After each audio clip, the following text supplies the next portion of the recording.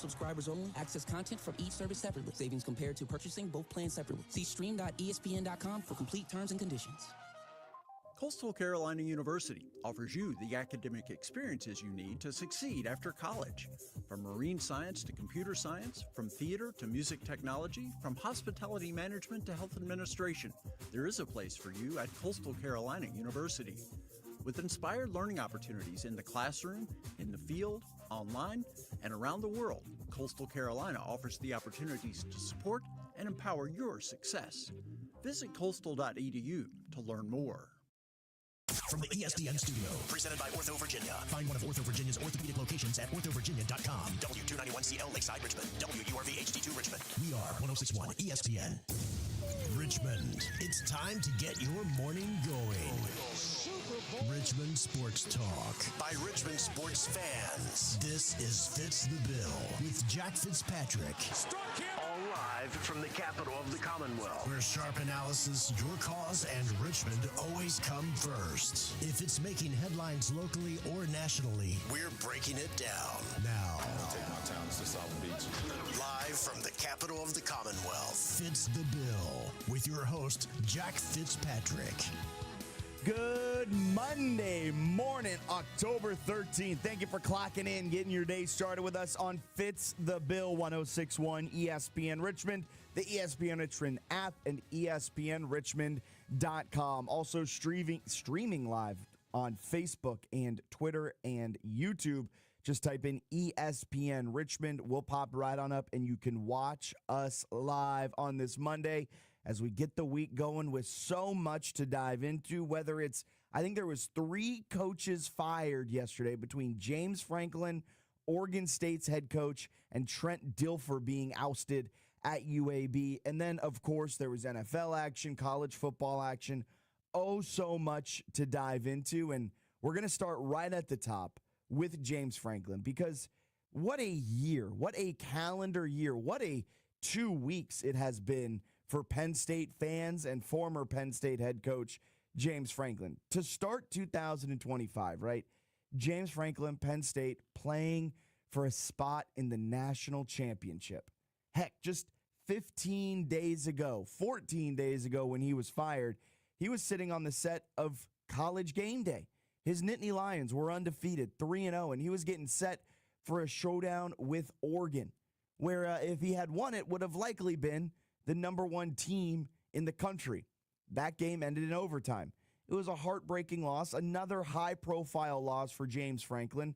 The stories were swirling. Can he win the big one? Is he worth it? All of this stuff.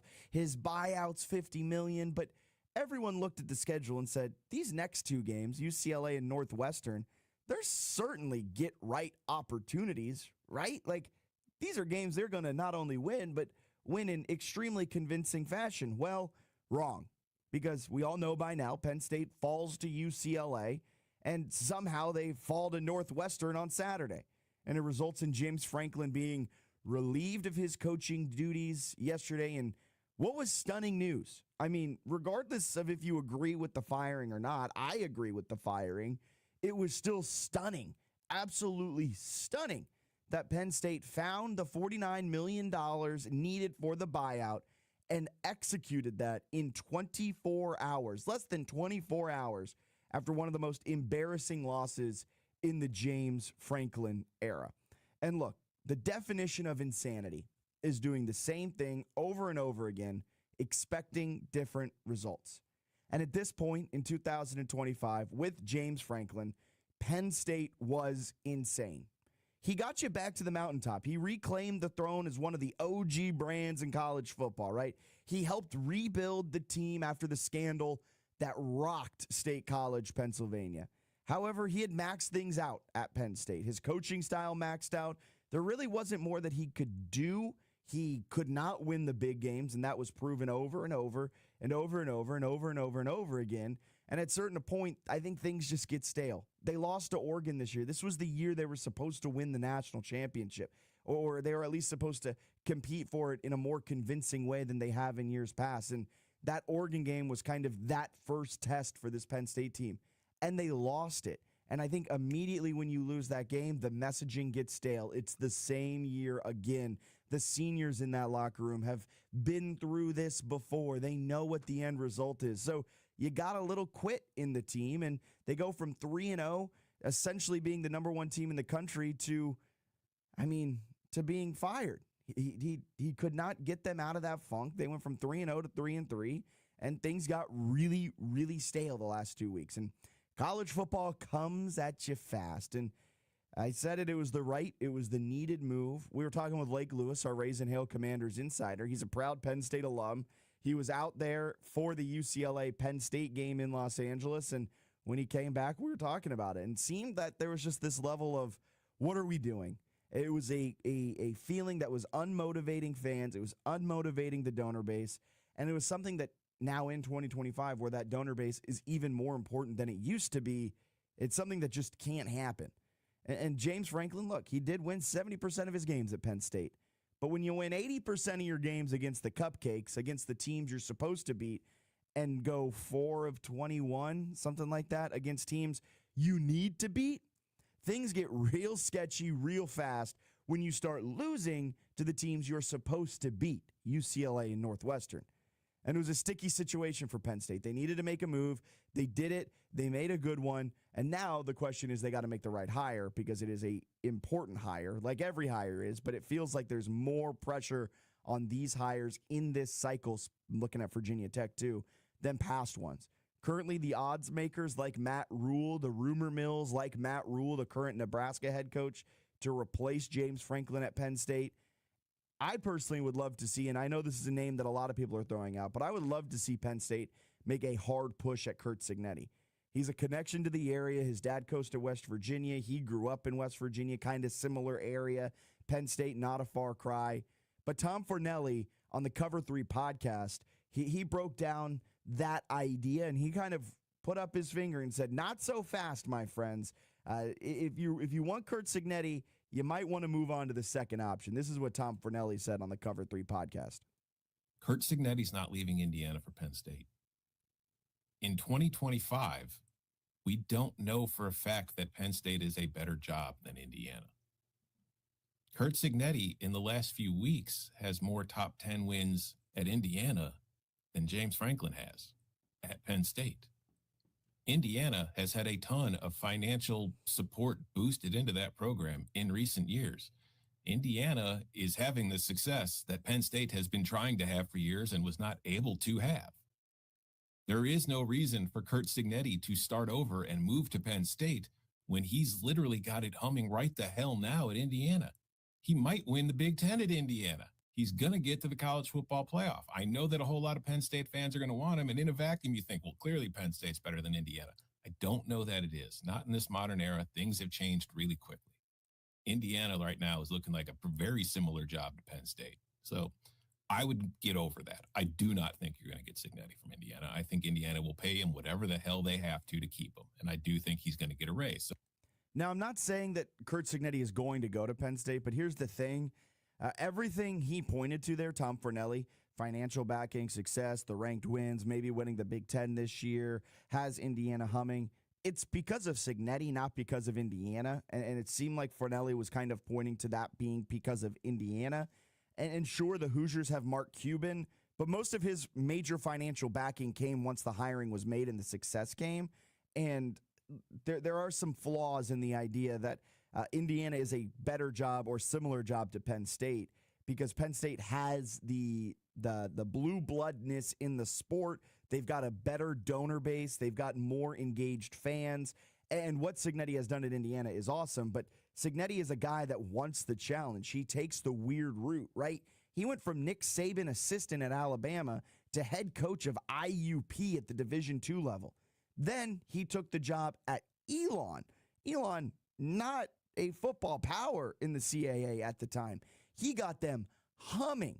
And then he jumped to conference foe JMU to lead them. So it's not out of the question that he leaves Indiana, a team that is not a traditional power, to go to Penn State to take on a new challenge that will offer more money. And and despite it not looking like really the far and away better job, Penn State can afford the buyout. They can give him a good amount of money. It brings Curt Cignetti back closer to home. Indiana is going to throw the kitchen sink at them, but it's going to be very, very interesting to see how that plays out because Curt Cignetti, probably the hottest name on the market right now, on the coaching market right now, and Penn State might be one of the few teams that will be able to lure him away from Indiana with a big paycheck and their location close to his hometown, his home area, something Indiana isn't fully like that. And there is that kind of breakdown. There is that track record where Curt Cignetti has left a kind of not traditional power in a conference to go to a traditional power in a conference. Elon from CAA team to CAA team when he made the jump to JMU. And Penn State, they have the world of choices in front of them. And like Virginia Tech, for a flagship state program, this hire is going to have ripple effects for generations to come. It is such a massive hire here in 2025. All right, that's what happened over the weekend. James Franklin was probably the biggest story and will likely continue to be the biggest story until someone else of that magnitude gets fired, and I doubt that's coming. So let's update you with some other things that may have happened around the world of sports.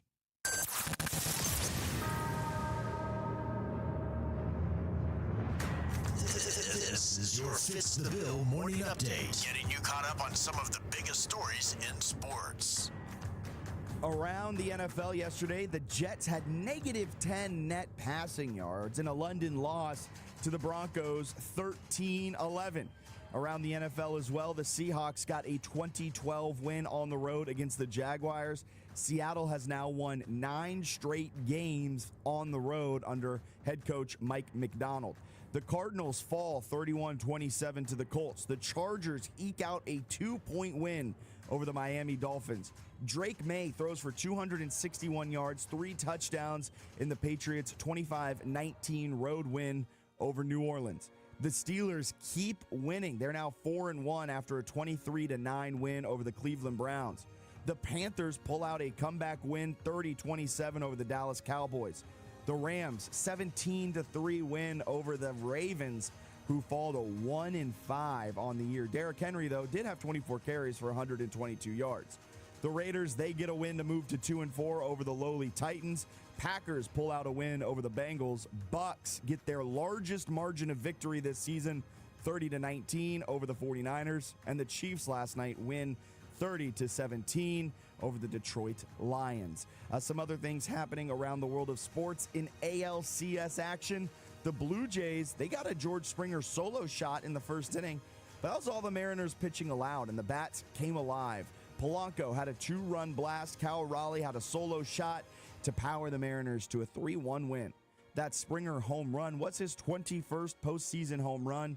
He moved past Derek Jeter into sole possession of 5th place on the career postseason home run list. In college football news, along with Penn State moving off of James Franklin, UAB fired Trent Dilfer. Dilfer had a 9-21 record at UAB, had never won a road game as the head coach, and he was 2-4 to start off this season. Oregon State fired Trent Bray yesterday. The Beavers are in the midst of an 0-7 start. The statement from the school in part read, quote, "This was a difficult decision, but the results on the field were not acceptable. And after evaluating every aspect of the football program, I believe it is in the best interests of OSU football student athletes, our fans, and our university." On Saturday as well, Coach Prime and his Colorado squad pulled off the 24-17 upset win over number 22 Iowa State, and the students took no time rushing the field. Despite a fine coming in, Coach Deion Sanders said, quote, "Is it a fine? Come on, man, that ain't right. I want to see the kids rush the field. I absolutely love it." And in NFL injury news, the 49ers lose Fred Warner to a season-ending injury. The star linebacker broke and dislocated his right ankle in the first quarter. Also in that game, star rookie wide receiver Emeka Egbuka suffered a right hamstring injury, never returned to the game. His status will be further evaluated today. That's what you may have missed in the wide world of sports overnight. We've got a fantastic show. No guests. Just want to hear from you guys today after the weekend that was in college football, in NFL, in any sport. 804-327-0888. Phone number. You can also text in because it is Overreaction Monday. Drop in your overreactions on the text line, 327-0888. We'll go over all of the overreactions at around 9:30 in hour number 2. So you've got some time to text them in, get them in, and let us know what your thoughts are after the weekend that was. I've got a couple fire overreactions that I'm excited for. One of them swirling around a guy who's in the middle of the Penn State news in Curt Cignetti. That's a big one. That's a big one coming up. All right, we're going to get a quick break in here. Step aside. Be back. More Fitz the Bill on this Monday morning right here, 106.1 ESPN. Traffic reports on 106.1 ESPN Richmond, brought to you by Herman Allen Plumbing, Heating, and Cooling, a premier Lennox dealer. Online at hermanallenplumbing.com. Cooler fall temperatures are coming, and that means perfect weather for a round of golf at Queenfield Golf Club. Queenfield is a beautifully secluded 18-hole course just a few minutes east of Mechanicsville that offers a spacious driving range, practice greens and bunkers, and professionally maintained golf course. Take the afternoon off or schedule your tee time today by calling 804-769-8838 or reserve your spot online at queenfieldgolf.com. Queenfield Golf Club, RVA's best kept secret. Serving Richmond and beyond for over 20 years, Bon Air Shell features a full line of automotive services. Check out bonAirShell.com, loaded with coupons, specials, and more to see all that they can do for your car and your peace of mind. And now with their Fuel Rewards program, you can save at least 5 cents per gallon on every fill-up. Learn more at FuelRewards.com. Go see the team at Bon Air Shell, 8762 West Huguenot Road. Go to bonAirShell.com or call them at 272-3232. That's 272-3232. It's the final game of the Richmond Kickers 2025 regular season. Come out and salute the team Saturday, October 25th as the Kickers take on Forward Madison SC. It's Fan Appreciation Night at City Stadium, presented by Feed More with happy hour beverage specials and RVA's best food trucks. Thanks to everyone for supporting the Richmond Kickers this season and over the past 30 years. To learn more about becoming a 2026 season ticket member or to reserve tickets, visit us online at richmondkickers.com. Are you suffering from a sports injury, chronic pain, or something that just plain hurts? Ortho Virginia can help get you on the road to recovery. As the state's largest provider of orthopedic care, Ortho Virginia's team of specialists offers surgical and non-surgical treatment options. With 12 offices conveniently located in the Richmond area, visit orthovirginia.com or call 804-915-1910 to discover why at Ortho Virginia, stronger starts here. Morning, Zoe. Got donuts. Jeff Bridges, why are you still living above our garage? Well, I dig the mattress, and I want to be in a T-Mobile commercial like you. Teach me, Saldana. Oh, no, I'm not really prepared. I couldn't possibly. At T-Mobile, get the new iPhone 17 Pro on them. It's designed to be the most powerful iPhone yet and has the ultimate Pro camera system. Wow, impressive. Let me try. T-Mobile is the best place to get iPhone 17 Pro because they've got the best network. Nice, Jeffrey. You heard them. T-Mobile is the best place to get the new iPhone 17 Pro on us with eligible trade-in in any condition. So, what are we having for lunch? Dude, my work here is done. For 24 monthly bill credits on experience beyond for well-qualified customers plus tax and $35 device connection charge. Credits end and balance due if you pay off earlier. Cancel finance agreement iPhone 17 Pro 256 gigs $1,099.99 and new line minimum $100 plus a month plan with auto pay plus taxes and fees required. Best mobile network in the U.S. based on analysis by Ookla Speed Test Intelligence data 1H2025. Visit T-Mobile.com. Henrico Pal is a 501c3 nonprofit serving thousands of local youth each year with after-school programs. On October 30th, Henrico Pal celebrates its 15th annual awards banquet, highlighted by keynote speaker Antonio Davis, former NBA star with the Pacers and Raptors. The evening honors youth and community leaders who make PAL's mission possible. Proudly supported by Bruce Richardson, realtor with Virginia Capital Real Estate, standing with Henrico Pal to build brighter futures. Henrico Pal, every kid needs a pal. 106.1 ESPN Traffic. Expect heavy traffic heading west on 64 between Mechanicsville Turnpike and 95 interchange. There's been a crash heading south on Powhite Parkway at Forest Hill Avenue, causing some delays backing up from the Powhite Parkway Bridge. We're seeing heavy traffic heading south on 95 between Chamberlain Avenue and Hermitage Road, and a crash on Patterson Avenue at North Hamilton Street. Bob Black's here to get you through the wait. Whether it's hoops, gridiron, or on the diamond, 4 to 6 p.m. never sounded this smooth. Let's ride home with the voice of the Richmond Spiders. Yeah, wait a minute, get it how you live it.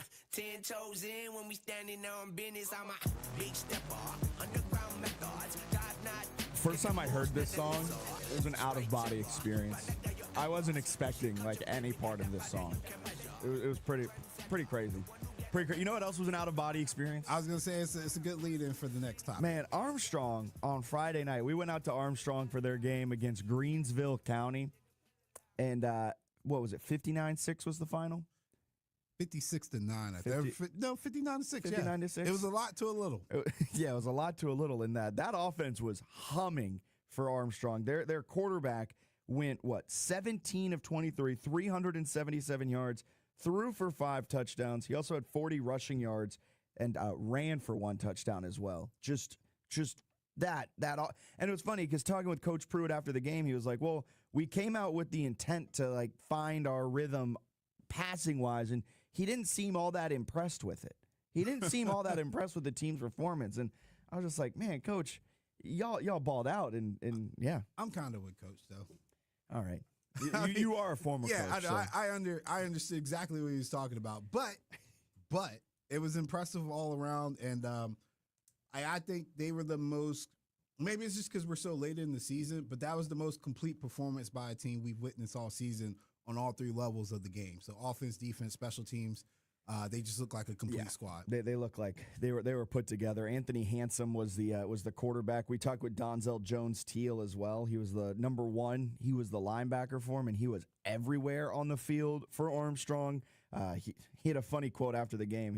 He said, Coach told him to play like mosquitoes, like be everywhere and be annoying. And I was like, man, that's a good way to describe his defensive play and Armstrong's defensive play in total. He's a bully. In the best way possible. Yeah, dude, I got a clip of him blitzing. He timed that snap perfectly. Yeah, I didn't realize that was him at the time, obviously, because it was early in the game.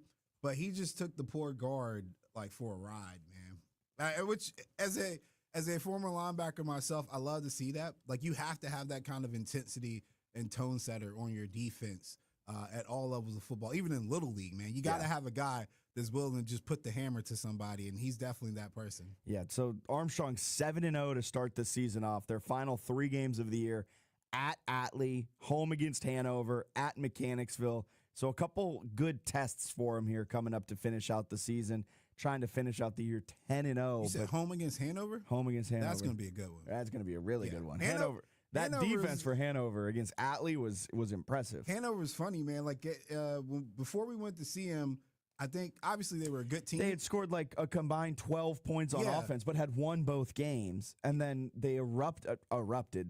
They didn't put up 59 or anything like that, but then against Atlee, what'd they do? They put up 30 points? Yeah. Something like that. And they've been rolling ever since, and I've seen them cracking some top 5 lists and things like that lately. So that should be a real thriller. Yeah, they put up 49 2 weeks ago against Patrick Henry, 40 on Friday. Hanover's at Verina this Friday. That'll be a fun game. Oh, well, I take it back. That's going to be – we'll see what they can do. We might have to make Friday. it out to that game. We're still trying to figure out what game we're making it to on Friday. There's a couple games in the running. Verina, even if we don't come out for a game, I will come out specifically for that bone-in pork chop sandwich. See, that's the thing. We're trying to get out to as many games as possible. That one, that Hanover-Verina game is going to be fantastic. And also, I technically haven't made it out to Verina. Yeah, I was going to say, yet. It doesn't technically count. I went by myself. You went by yourself. And we need to try those fried pork chops for our food reviews. We really do. Our food reviews. I mean, it's going to be tough to beat Armstrong's fried fish. It was hot. It was fresh. That was their best. That was the best one so far. That was the first time you had actually preference food over the game itself. Well, look, so it had to be good. Yeah, sometimes you gotta put the.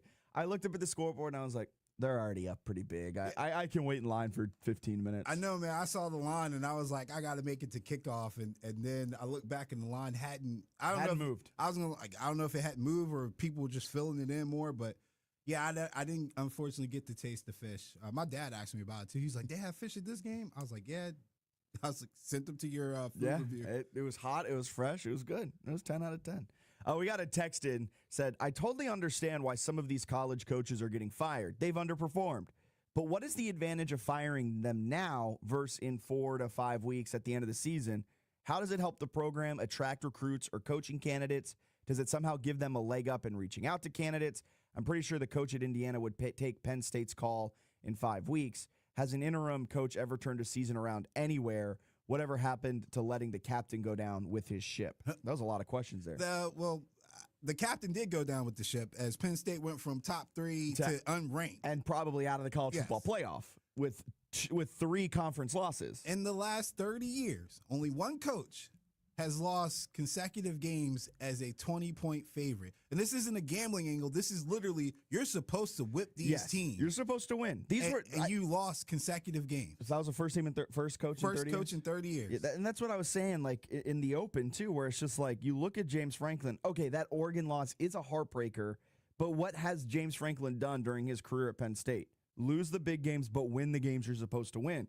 He didn't do that. So if he's all of a sudden not winning the games he's supposed to win and not winning the big games, what's the point in keeping him around? And the advantage is you can start these backroom dealings. Like, you can start reaching out to coaching candidates. You can start doing all of that. You can reach out to their agents. You can begin that conversation. Now, I mean, Coach Signetti, if you're talking about John Summerall at Tulane, another name that's getting a lot of love, Alex Golish, the head coach at South Florida, none of them are going to begin the process of talking with their agents about next moves, but their agents are totally okay with taking calls and listening to what the athletic directors are saying.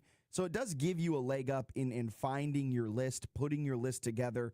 And in the case of Virginia Tech, you make that fire. You now have so much time to put together this pretty impressive search committee made up of Bruce Arians, Eddie Royal, Bud Foster, and a who's who of high-ups in the corporate world that know how to hire CEOs and hire big-time people, because they all are CEOs at big-time companies. So they know what they're looking for and what you want for a good leader. And so you have the time to be more intentional with your moves.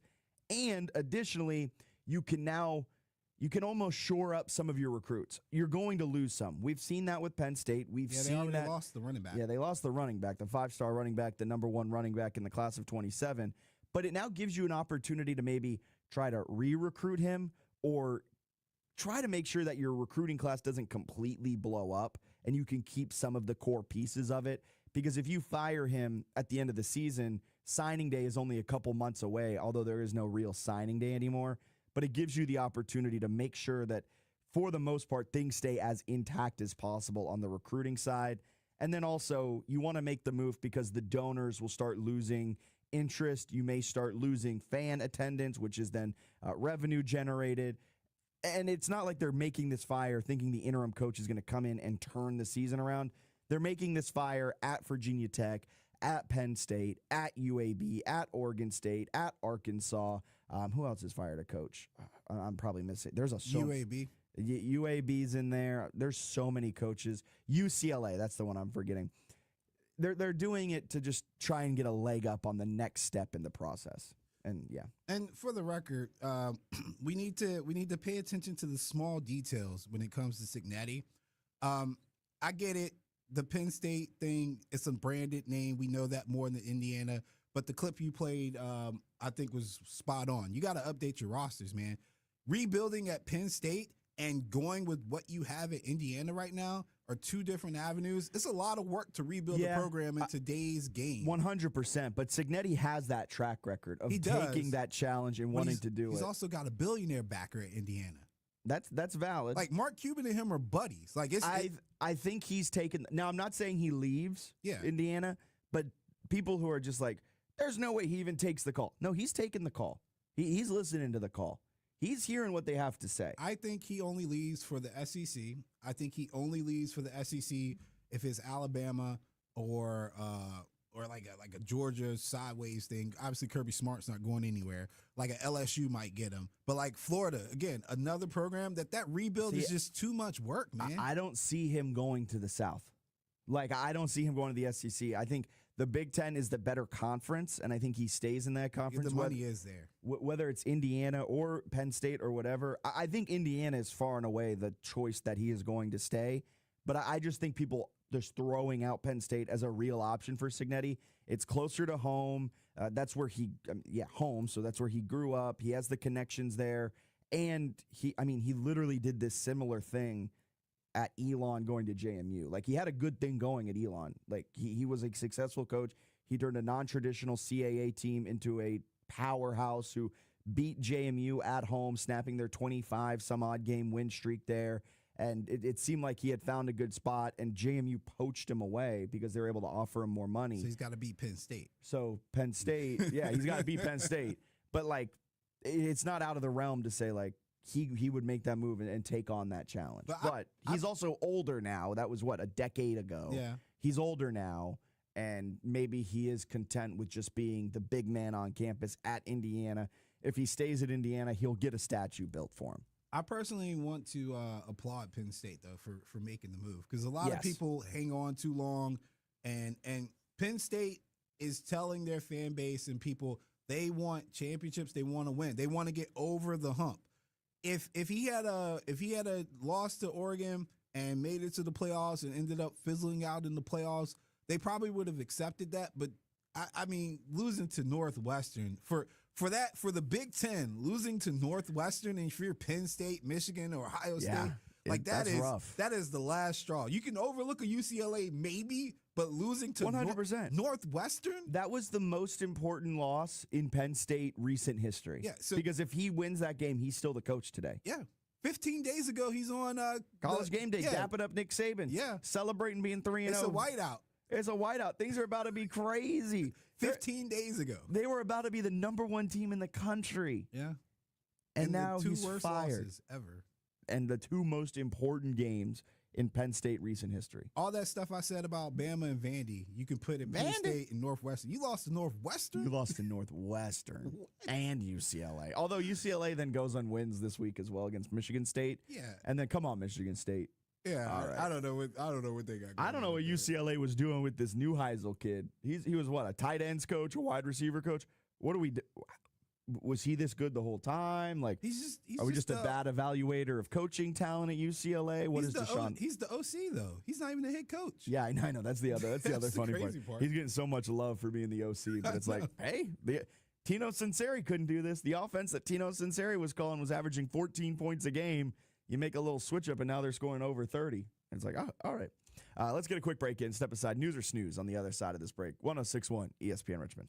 We all hear the radio ads about the IRS. They tell you to be afraid, to be scared, and they try to frighten you into calling. I'm not here to do that. Tax Relief Advocates is different. TRA is here to tell you that if you owe money to the IRS, whether it's $5,000, $50,000, or $500,000, we have a solution. It doesn't matter if you're sitting in your car, at work, or with your kids. No matter where you are, call now. 800-575-1783. Don't lose hope. TRA can eliminate or reduce what you owe to the IRS. Generous programs are now available that can give you a fresh start. Our passion is taxes and helping individuals fix their IRS problems. We have over 1,000 5-star reviews on Google and an A+ with the Better Business Bureau. You don't need to be afraid of the IRS any longer. End your tax nightmare today by visiting us online at TRA.com or call 800-575-1783. That's 800-575-1783. Tax Relief Advocates. Real solutions for real people. Must qualify for enrollment. Results may vary. Richmond Kickers soccer games in the fall is a RVA tradition. Just a few games left at City Stadium this season. Reserve your tickets online at richmondkickers.com. Get the latest update on Henrico County sports tournaments, happenings, and future events on ESPN Richmond's newest segment, the Henrico Huddle. Join Henrico Sports and Entertainment Authority Executive Director Dennis Vickmeyer as he sits down with Bob Black on the Sports Huddle. For more information on Henrico Sports and Event Center calendar, visit online at henricosea.com or tune in to the last Monday of each month for the Henrico Huddle. This is advertising material. Past results do not guarantee future outcomes. Every case is different. George's licensed attorney in Virginia is responsible for legal work. Office located at 500 East Main Street, Suite 1600-113, Norfolk, Virginia 23510. Yo, I bet you didn't know that there's a new sheriff in town shutting down the litigation situation. And they go by the name of Alexander Sonora Trial Attorney. Now, we all know life can throw you curveballs, right? A vehicle accident, a medical mistake, or even worse, a workplace injury. At Alexander Sonora Trial Attorney, we fight while you hear. Alexander Sonora Trial Attorneys will sue the insurance company. Give them a call now at 877-222-6666 or hit them up at sonora.com. This is advertising material. Why stress over Thanksgiving in the office? Classic Party Rentals of Virginia takes the hassle out of hosting. Whether you need extra tables and chairs, elegant linens, or complete place settings, we deliver everything straight to you. All you have to do is enjoy the feast. This year, bring the team together with Classic Party Rentals of Virginia. Visit classicpartyrentalsva.com for more details. Classic Party Rentals of Virginia. Celebrations made simple. We all hear the radio ads about the IRS. They tell you to be afraid, to be scared, and they try to frighten you into calling. I'm not here to do that. Tax Relief Advocates is different. TRA is here to tell you that if you owe money to the IRS, whether it's $5,000, $50,000, or $500,000, we have a solution. It doesn't matter if you're sitting in your car, at work, or with your kids. No matter where you are, call now. 800-575-1783. Don't lose hope. TRA can eliminate or reduce what you owe to the IRS. Generous programs are now available that can give you a fresh start. Our passion is taxes and helping individuals fix their IRS problems. We have over 1,000 5-star reviews on Google and an A+ with the Better Business Bureau. You don't need to be afraid of the IRS any longer. End your tax nightmare today by visiting us online at TRA.com or call 800-575-1783. That's 800-575-1783. Tax Relief Advocates. Real solutions for real people. Must qualify for enrollment. Results may vary. This is advertising material. Past results do not guarantee future outcomes. Every case is different. Georgia's licensed attorney in Virginia is responsible for legal work. Office located at 500 East Main Street, Suite 1600-113, Norfolk, Virginia 23510. Yo, I bet you didn't know that there's a new sheriff in town shutting down the litigation situation. And they go by the name of Alexander Sonora, trial attorney. Now, we all know life can throw you curveballs, right? A vehicle accident, a medical mistake, or even worse, a workplace injury. At Alexander Sonora, trial attorney, we fight while you hear. Alexander Sonora, trial attorneys will sue the insurance company. Give them a call now at 877-222-6666 or hit them up at sonora.com. This is advertising material. Weather reports on 106.1 ESPN Richmond, brought to you by Herman Allen Plumbing, Heating, and Cooling, a premier Lennox dealer. Online at hermanallenplumbing.com. 106.1 ESPN weather. It's currently 58 degrees outside, but feels like 52 with a high today of 66 and a low of 57. We're seeing partly cloudy skies at the moment, but expecting overcast skies to continue throughout the rest of the morning and into the afternoon, with a chance of scattered showers later tonight. There's a northern wind averaging at about 11 miles per hour with gusts up to 27 miles per hour, and high humidity throughout the day ranging from 90 to 75%. Hey, it's Delvin Joyce, JMU Hall of Famer and former New York Giant. Listen, make sure you tune in to Talkin' Dukes every Wednesday on 106.1 ESPN Richmond. Go Dukes. News. Extra, read all about it. Or snooze. Back from the proverbial freeze. I don't know why you cut me out of news or snooze. Even down in Charlotte, even when I came back, you still didn't let me do it. I had to throw you a couple because you were out all week. Nah. Enjoying your time in the Queen City. Look, I'm going to the game tonight. You're gonna give me the day off tomorrow too when I come back on like 2 hours of sleep. That's impressive. Yeah. See, no, you're not. Anyway, headline number one. Oh boy, Tua calls out team. Oh man, this was a crazy quote. Listen to this. Yeah. Well, I think it starts with the leadership in helping articulate that for the guys, and then what we're expecting out of the guys, right? We're expecting this. Are we getting that? Are we not getting that? We have guys showing up to player-only meetings late, guys not showing up to player-only meetings. Like, there's a lot that goes into that. Do we have to make this mandatory? Do we not have to make this mandatory? So it's a lot of things of that nature that we got to get cleaned up, and it starts with the little things like that. It's newsworthy. It's quite newsworthy. Does Tua know he's a leader on this team? I was gonna say, does Tua know he is the leadership? Spoiler alert. Like, brother, you, like, we're all trying to figure out who did this. That meme is way too applicable here. Look, there's a crashed hot dog car into the Miami Dolphins facility. Tua Tagovailoa is wearing a hot dog costume, and he's standing there, and he's going, we're all trying to figure out who did this. If you don't know what I'm referencing, just Google Tim Robinson hot dog, and you will know what I'm talking about. And that sounds very questionable thing to Google, but I trust me, it's worth the Goog. But Tua, you are the leader here. Also, the post-game presser is not the place to air out your grievances with your team, my guy. Like, also, he's making shots at Mike McDaniel. He should be on his knees thanking Mike McDaniel because Mike McDaniel's the one who got him that massive extension. Yeah. God, Tua rubs me the wrong way. A public apology to Dolphin Dan. Dolphin Dave, sorry. Got me calling him Dolphin Dan because of Jamie. Public apology to Dolphin Dave because he was on this. He was on it like 2 years ago. Yeah, 2 years ago.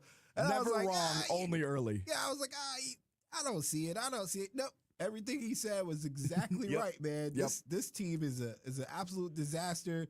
And it does start at the top, ownership, head coach, and clearly your non-existent captains of the team. I think Tua is the quarterback and a captain, and he's saying their leadership is bad. Brother, you fix that. You are literally paid the most on the team to be the leader. Well, the issue with Jalen Ramsey apparently was that he was too aggressive, I guess, in wanting to get guys to basically play, practice, and sound like he was a leader. So let's ship him off to Pittsburgh. Yeah, it didn't rub the team the right way, but whew, man, that guy, I said it before the season, he's my least favorite quarterback. By far. And he consistently gives me sound bites and validation for not liking him. Like, that's not something you say at a postgame presser. Because Especially you know why? if you're the quarterback. You know why you don't say that?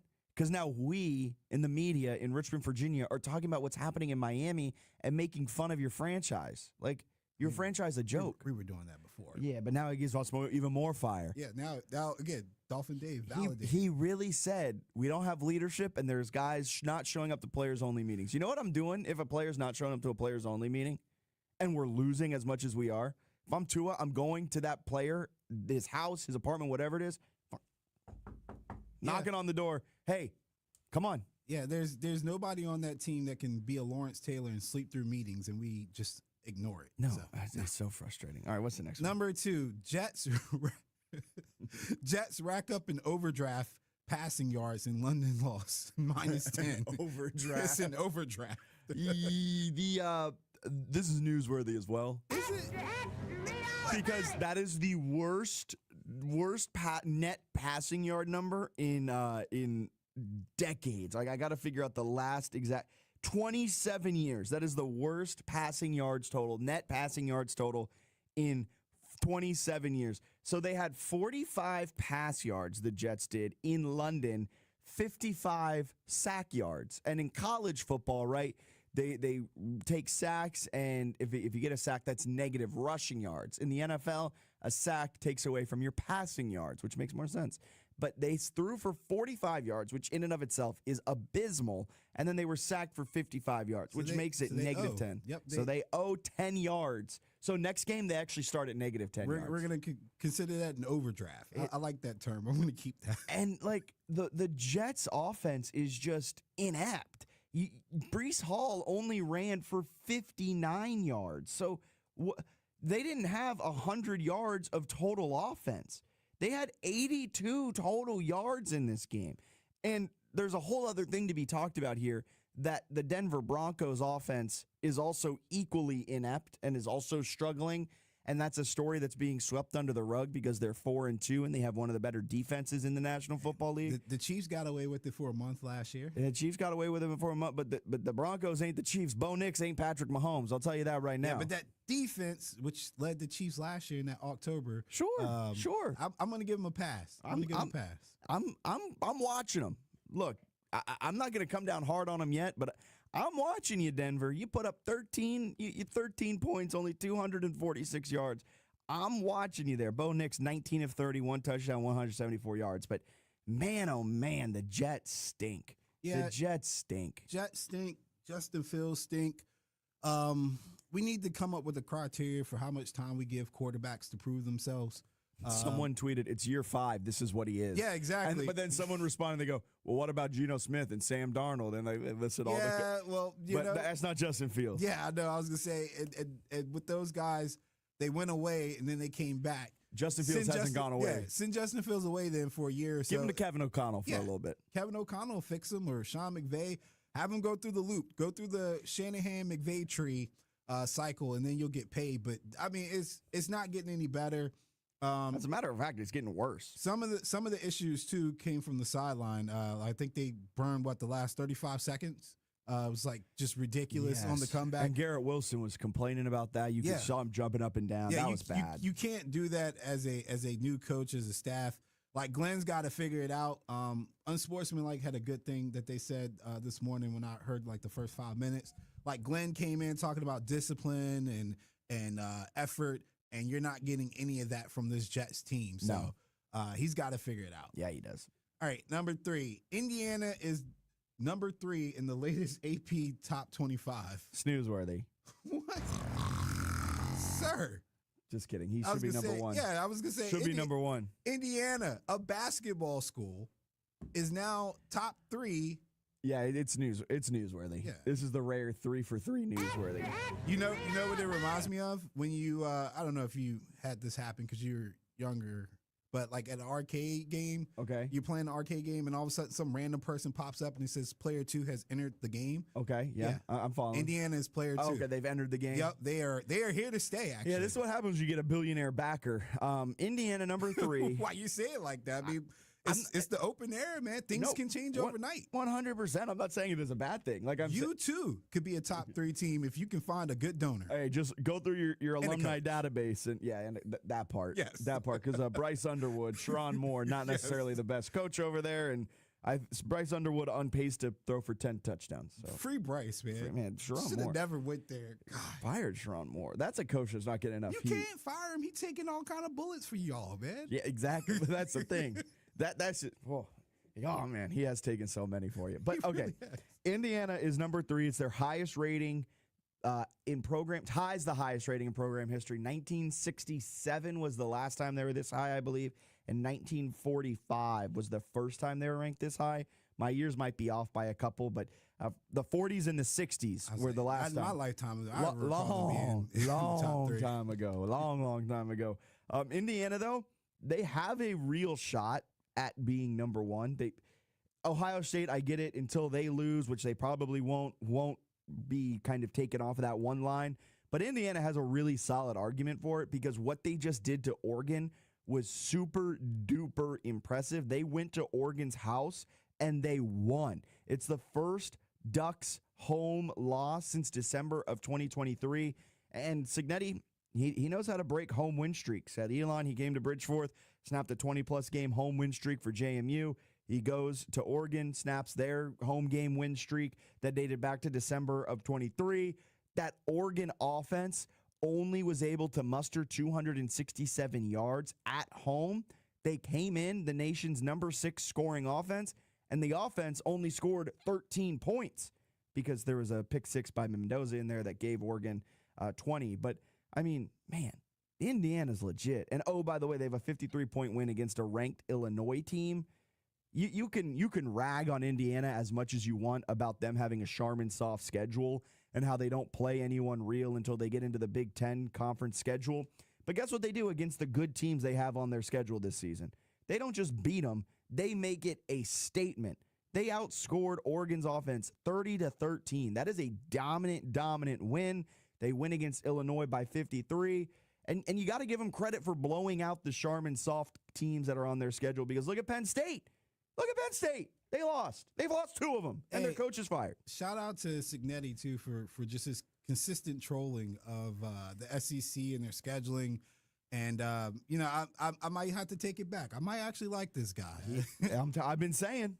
And honestly, I'm not a big Lanning fan because I think he talks too much. So whenever he loses, I love to see how he reacts.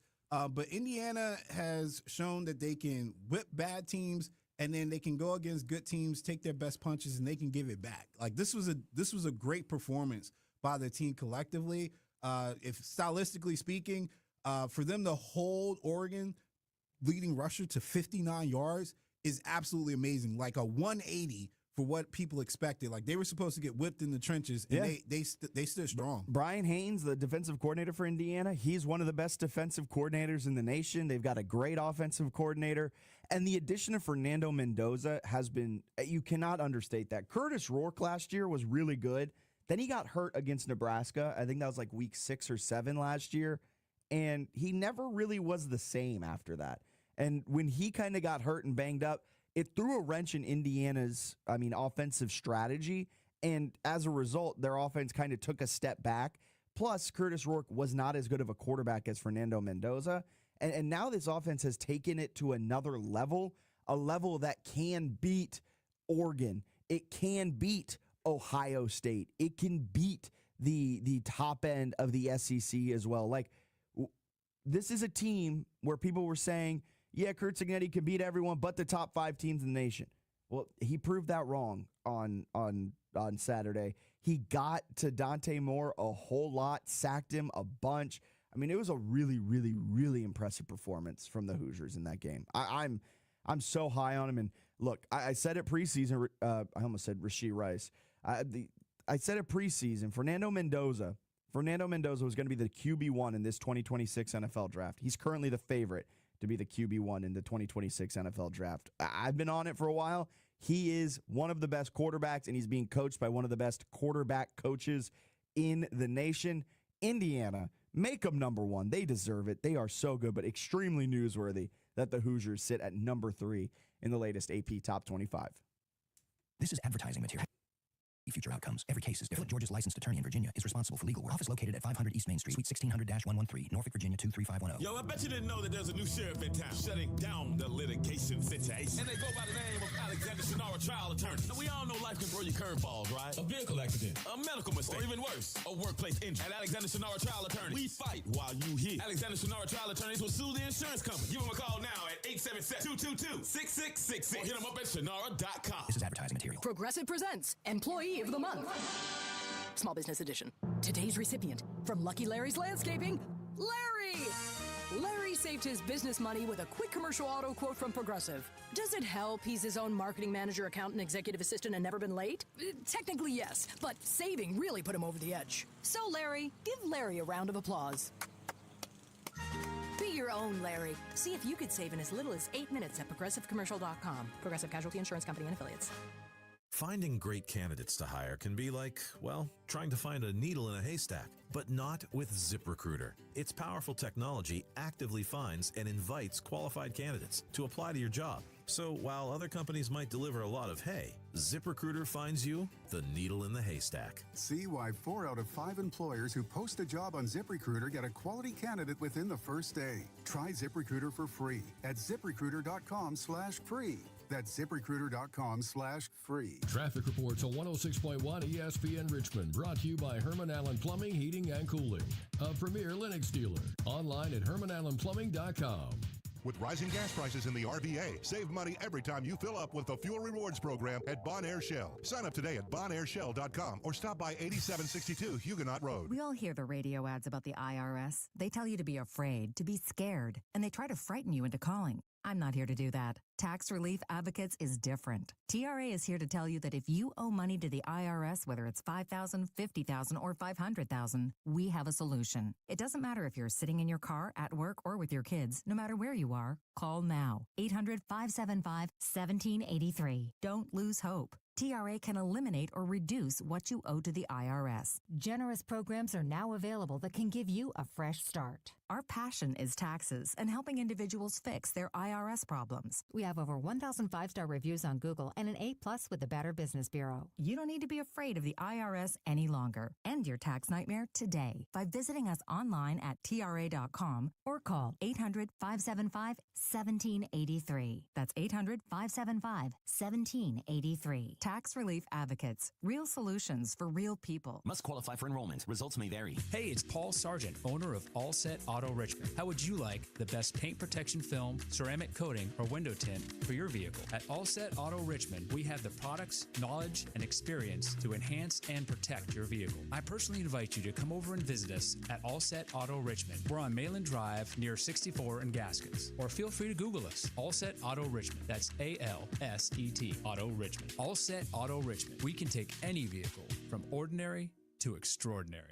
Henrico Pal is a 501c3 nonprofit serving thousands of local youth each year with after-school programs. On October 30th, Henrico Pal celebrates its 15th annual awards banquet, highlighted by keynote speaker Antonio Davis, former NBA star with the Pacers and Raptors. The evening honors youth and community leaders who make Pal's mission possible. Proudly supported by Bruce Richardson, realtor with Virginia Capital Real Estate, standing with Henrico Pal to build brighter futures. Henrico Pal, every kid needs a pal. Catch up on the latest horse racing news with Off to the Races live broadcast, 10 to 11 every Saturday morning on 106.1 ESPN. Presented by The Racing Biz. Looking for the perfect golf course? Check out RVA's best kept secret, Queenfield Golf Club, just a few minutes past Mechanicsville. Reserve your tee time today at queenfieldgolf.com.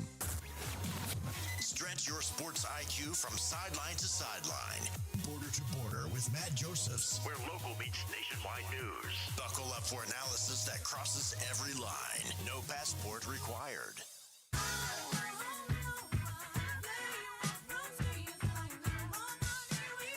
Welcome back in. Fitz the Bill on this Monday morning. I'm Jack Fitzpatrick. Alan alongside 106.1 ESPN Richmond, the ESPN Richmond app, and ESPNRichmond.com. And we're streaming live on Facebook, Twitter, and YouTube. Just type in ESPN Richmond. We'll pop right on up, and you can be part of the show there. Drop your overreactions. I'm gonna tease one of my overreactions, which isn't a true one, but it is an intrusive thought that I had over the weekend, Alan. Jacoby Brissett better than Kyler Murray. And this is always the takeaway when a backup comes in, moves the ball better, and the offense all of a sudden looks a little bit better. I know Kyler's the better quarterback, but, man, watching that, I was like, man, the Cardinals offense, they got something. Now, I was a little upset about that, too. I was like, this dude, man, he always got to get in the way for a game. I love Jacoby Brissett because he is good for one, maybe two good starts a season that makes you buy into Jacoby Brissett, and then he turns into a pumpkin like his third start. But, I mean, he's moving the football. They scored 27 points with Jacoby Brissett. He threw 2 touchdowns, threw for over 300 yards. I don't think Kyler's done that this season. No, I don't think Kyler goes into that game and they even make it competitive. No, and yet they only lost by 4 at the Colts. And poor Cardinals, man. Cardinals started the season 2-0. Granted, their wins were against the Saints and the Panthers, and they were close wins. And then they've just now lost 4 in a row, and it's just like, that's right. You guys turned into a pumpkin, though, a lot sooner than I thought you were going to turn into a pumpkin. Colts, meanwhile, looking like the real deal. Colts looking like still the best team in the AFC, which is shocking. Who would have thought that the Colts with Danny Dimes, Indiana Jones, whatever you want to call him, Danny Dollar, 5-1 and found a way to win. And that's what they've been doing a lot this season. It's finding ways to win. They now have the best record in the NFL at 5-1, tied with the Tampa Bay Buccaneers somehow. Tonight we'll see if the Bills can join them at 5-1. But man, the Colts are just doing some crazy stuff. Some crazy stuff. Drake May might be very good, and by might, he is very good. Took him a little while. I think he lost his first 9 starts when he began in the NFL. Since then, he's started to find a bit of a rhythm. And the Patriots are playing like we thought they would. They are who they thought they were.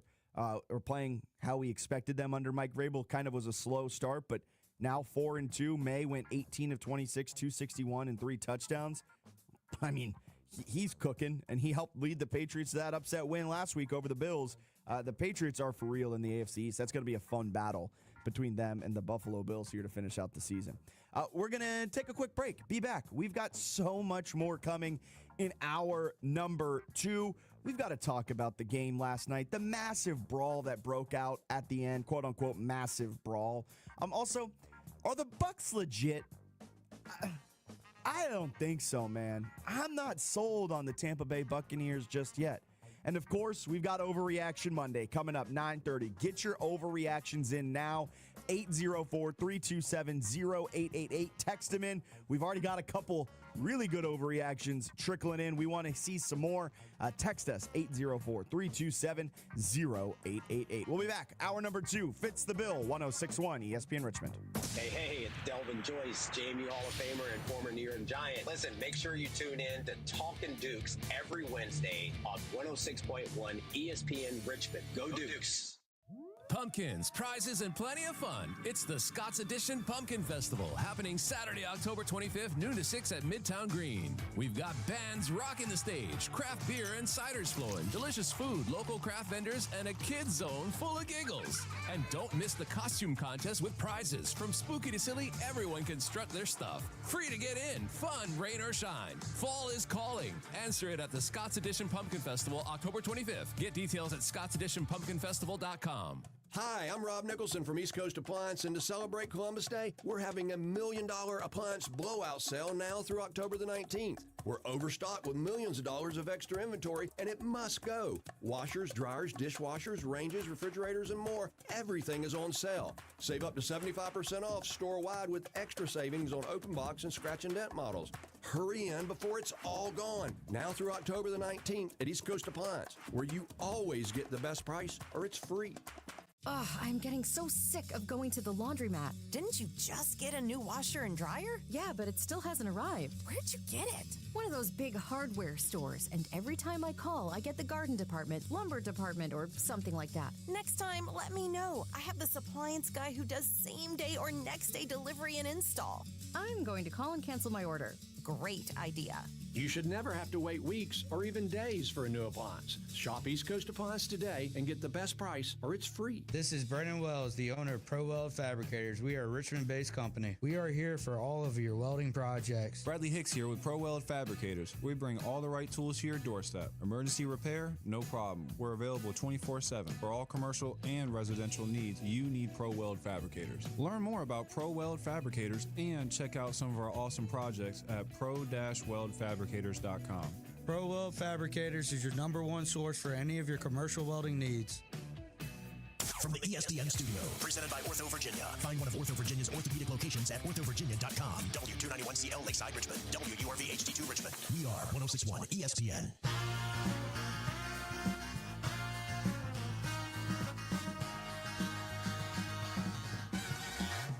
You're listening to the second hour of Fitz the Bill on 1061 ESPN.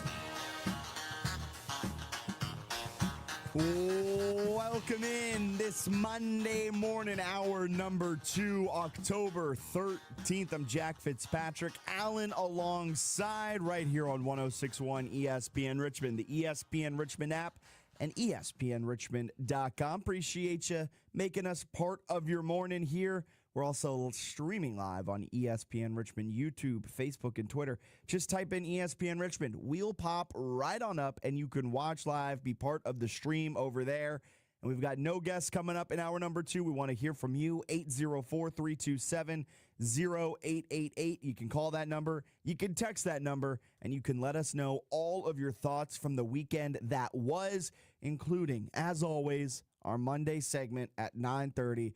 Your best overreactions from the NFL Sunday, from college football Saturday, anything like that. I'm so happy that Indiana pulled out that win against Oregon, because I went over to Parlay for their tailgate party on Saturday, and we did the Graybo's Giblets podcast live. And I whiffed on a couple picks. I'll be honest. I whiffed on a couple. I was really, really high on Missouri to win outright over the weekend. I thought they'd keep the good times rolling. They'd pull out the win against Alabama. And I was like, Mizzou outright plus 120 or something like that. Shame on you. You know, and it looked good. It looked good. Mizzou never wins those games. I know. But I had a couple good picks, a couple bad picks. The Mizzou one was one of them. But I picked Indiana, loved Indiana, and I picked Utah. I said I would take Utah. Even when the line moved from -7 to like -10.5, I was like, I'm still taking Utah. They've got some really, really good numbers, advanced analytic numbers. And what they do, they went out and blew out number 21 Arizona State without Sam Levitt. So yeah, without Sam Levitt, they're probably number 221. Yeah, it was rough. Levitt's going to be my guy once he gets to the league. Yeah, he already is your guy. Fernando Mendoza, my guy. Yeah. Sam Levitt, your guy. Levitt's my guy, man. I love him. But I respect it. Can I take this moment to take us out to the Big 12 one more time? Matt Campbell, bro. He is such a failure as a coach sometimes. And people him. Let it slide. He never, like, if he could just win the games he was supposed to win, Iowa State would have had a college football playoff. Colorado should not be beating a top 25 team this year. Yeah, exactly. And like, that's the thing. Every year there's like a loss or two on Matt Campbell's resume that's like, but the thing is, he's brought so much success to Iowa State, and unlike Penn State, they don't have national championship aspirations. Yes. They just want to be a good time. Like, they just want to have a good time and win some games, and Matt Campbell has brought that to him. He's far and away the most successful coach, and it just goes to show the expectations around a program have so much impact. Like, Matt Campbell will be there for the rest of his career if he so chooses, which is why I don't think he'll ever leave. But, man, if he could just win some of the games he's supposed to win and not just lose them, he would have had a college football playoff berth by now. And you know, those expectations are going to come up in conversation during the coaching search for Virginia Tech, because a name like James Franklin, my friends and I were talking about it this morning, but a name like James Franklin at Virginia Tech, despite his terrible losses at Penn State, if he gets consistently 10 wins at Virginia Tech, That's probably going to be good enough for them. I hate to say it. No, I think he'd be a really, really good hire at Virginia Tech. And he's recruited Virginia fairly well at Penn State already.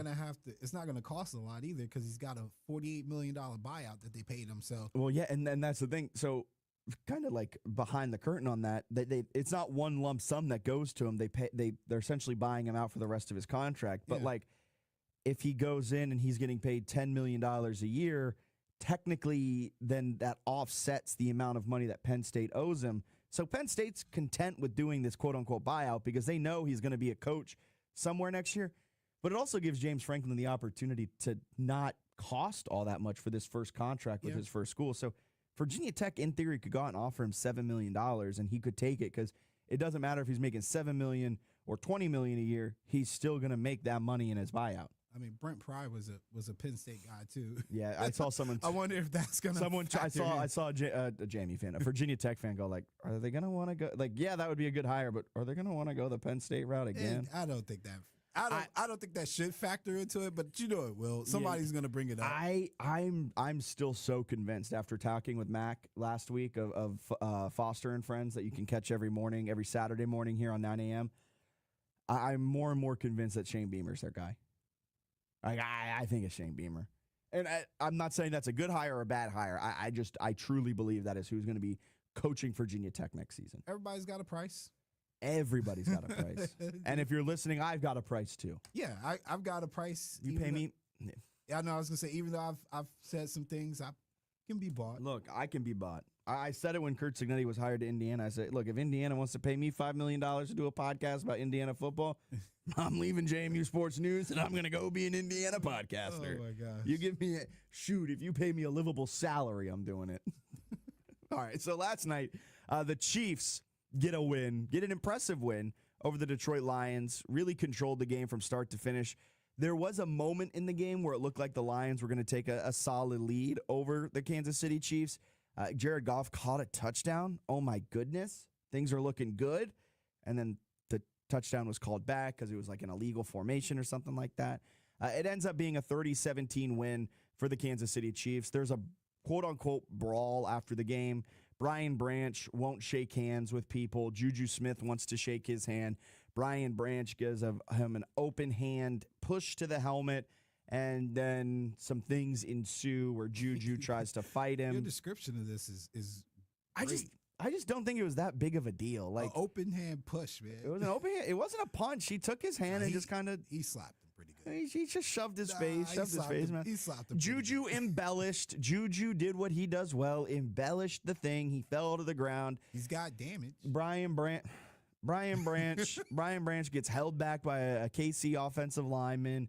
Then Juju Smith-Schuster comes out of nowhere doing some like running, jumping, fly kicks. Some stuff he saw on TikTok. Yeah, probably. Maybe watching Naruto or something and pulled out those moves. And then it results in kind of fizzling out from there. And now Brian Branch might get suspended. Well, that's my takeaway of the brawl. Juju might get suspended too. Yeah, which is he retaliated. Yeah. They always say it's not the person who starts it; it's the person who retaliates. We need to find these people who let you smack them in the face and they don't react. You're right. But I mean, look, I want to talk about the game. That is now a part of the game people are talking about. No, the best part of the game is that the Chiefs are back, man. That's not the best part. The Chiefs are back. PTSD coming in again. They have a plus 31 point differential, second best in the AFC West behind the Denver Broncos, and they are sitting now at 3-3, right? Could easily be 4-2, and I know we're not playing the what if game, the buts, the ands, all of that. We're not playing that game, but they showed last week their offense is cooking, their offense is finding a gear. They lost in part to a 99-yard pick six by Devin Lloyd, and I think there's a lot of hope for Kansas City now. Chargers have shown at the top of the AFC West, and correct me if I'm wrong, I love the Chargers, but the Chargers have shown at the top of the AFC West, they can't be trusted. Denver, I said it earlier, that offense brings me a lot of questions. That offense, I don't think that offense can be trusted. And so now the Chiefs all of a sudden find themselves kind of finding their way back into it, and over the last 3 weeks, the Chiefs rank 4th in the National Football League in EPA per play. They're 2nd in the NFL in success rate. They have a 60.5% success rate when passing the football. which is one of the best marks in the National Football League. They rank 6th in yards per play. They rank 7th in points per play. The offense has found a rhythm, and to go along with that, the defense was kind of uncharacteristically bad to start the year. I trust Steve Spagnuolo and that unit to kind of figure it out, get kind of average, slightly above average. And if that's the case, all of a sudden KC is going to be in the driver's seat to get back to the Super Bowl. Like, it's crazy. They weathered through the really tough part of their schedule. They come out of it at 500, and now they've got 5 easy wins remaining out of their last 11. And the other quote-unquote tough games, they should be favored in a majority of their 11 remaining games. Let's go out to the phone lines real quick. Reggie's out there on line 1. Good morning, Reggie. How are we doing? Gentlemen, I know it's your forte to talk about betting, but I don't see how people bet on the NFL with these crazy games. I don't mean, it's just crazy seeing Tampa Bay becomes the bully of the NFL. I can't believe this. Right? And Tampa barely winning these games, too. They're a bully, and then all of a sudden, I think coming into yesterday, they had like a +5 point differential, and yesterday was their first win by multiple possessions of the season. They're 5-1. Yeah, who would have thought? And Baker Mayfield talking about a bully. Baker got swag with him, man. You see him, he gets up there. Baker. I said, Baker, as much as you've been beat up and pushed around, you should know better. That guy got to save your body for the playoffs. He was born with the swagger. I don't think he knows how to turn it off. It's both his best weapon and his worst. What's the word? His biggest weapon and his downfall. His biggest downfall. Liability. Yeah, there you go. Liability. That's a better word for it. Yeah, but question: do you really think that not only Virginia Tech might want Coach Beamer, but who's to say Penn State might not look at him? And I'm going to throw a fly in the ointment. It's time for Virginia to tap that contract of Coach Elliott, because you're going to sit here and tell me that other schools might not be looking at Coach Elliott to move on? I would say going to Shane Beamer at Penn State, I don't think that's happening. I don't think Shane Beamer, I don't think he has enough cachet and enough success at South Carolina for many other schools to really be seriously looking at him, especially with the buyout that comes with it, what they would need to offer in salary. The only team that I see going after Shane Beamer would be Virginia Tech, just because of the familial ties and all of that stuff. With Tony Elliott, I also think UVA is not in really any danger of losing him, because he doesn't have the track record of success. And I know there's a lot of other factors that go into it, but if he got hired away to, say, I'm just throwing a team out there, this would never happen, but if he got hired away to like Arkansas, that fan base would be upset and they'd want Sam Pittman back. There's just not any way Tony Elliott gets out of there. However, he probably will get a coaching extension. He will get a contract extension at the end of this year, I fully believe. I guess he must have lost Reggie. I was hitting him with too hot of takes about I know. that. But Well, look, while Reggie was talking, I found my official statement on the Patrick Mahomes stuff that you were talking about. yeah, and then how the Chiefs are back. What's your official statement? You can't keep getting away with it. He can. No. He can't keep getting away with it. I'm sick of it. He can. Like, that's the thing. Like, they suffered again. on the season. We think of the Chiefs this year, right? We think of them as like this bad offense. Like, they've been struggling to move the football. On the year, they're still 5th in the NFL in expected points added per play. It's your fault, Philly. It's your fault. You can only keep them down for so long. Look, and the first 2 games they lost this season was by 6 points, by 3 points. Then they get 2 quick wins. Then they lost last week to the Jags by 3 points. And then they get this dominant win over the Detroit Lions, a team we all think, and I think rightly so, believe they are the best team in the NFC. And the Chiefs didn't just win that game. They thoroughly dismantled the Detroit Lions with that 30-17 win. Last 2 weeks, Patrick Mahomes is 7th in adjusted EPA per play. He's improved over the last 2 weeks compared to the start of the season. He's starting to find that rhythm. You see him moving around more. He's making the crazy throws. He's taking some hits, too, which is crazy. He's trying to run people over. Yeah, he's taking some hits. But he knows he's got to put the team on his back a little bit. And the kicker to all of this, Rashee Rice is back. Yeah. Chiefs are back, man. I mean, they are. And like I said, Andy Reid, people probably think it's coach speak, but he was right. Like, he basically said, when we're on, we're the best team in the league. Like, when we get going, we're unbeatable. Can't be stopped. Yeah, and he's right, man.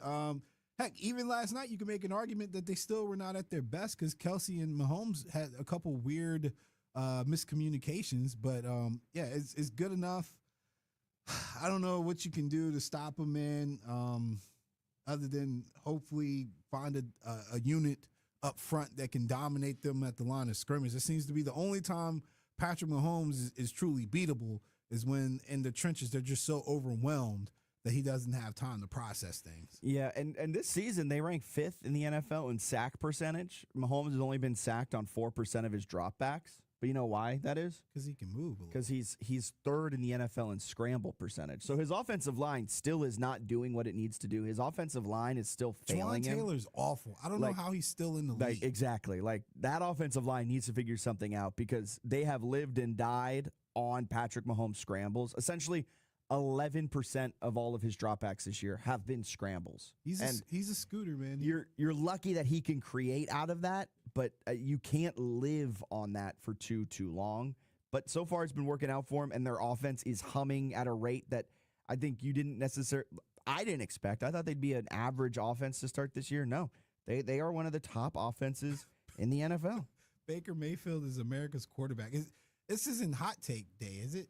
This is hot take day. This is hot take day? Okay.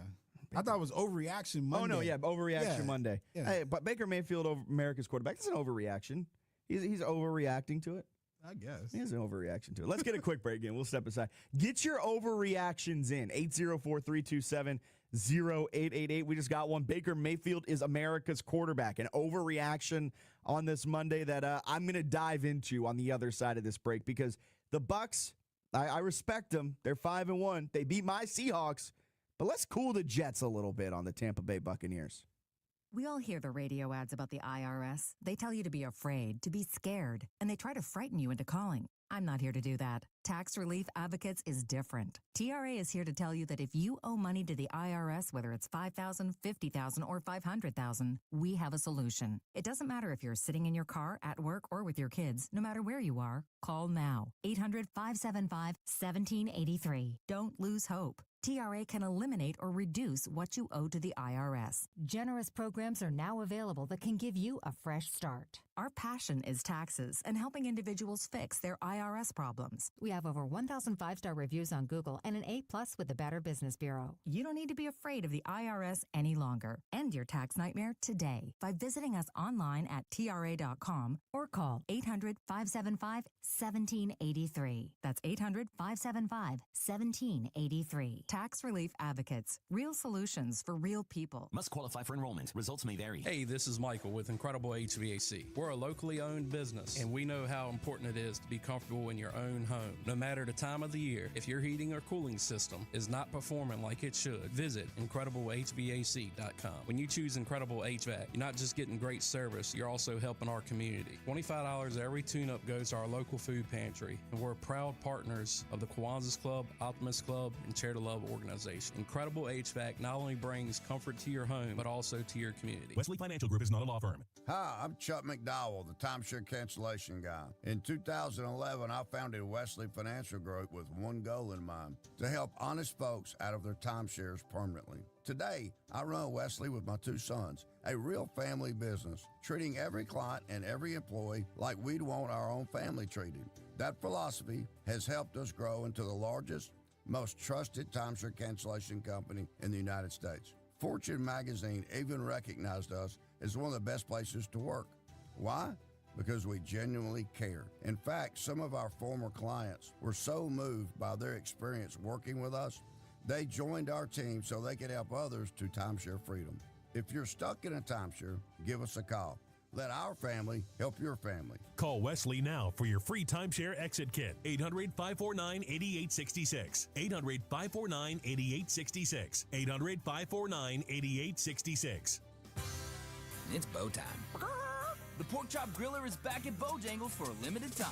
We know you missed it in all its tender, marinated glory, and how could you not? Because when you take a juicy, mouth-watering pork chop and sandwich it on a flaky, made-from-scratch buttermilk biscuit, it's not a flavor you want to say goodbye to.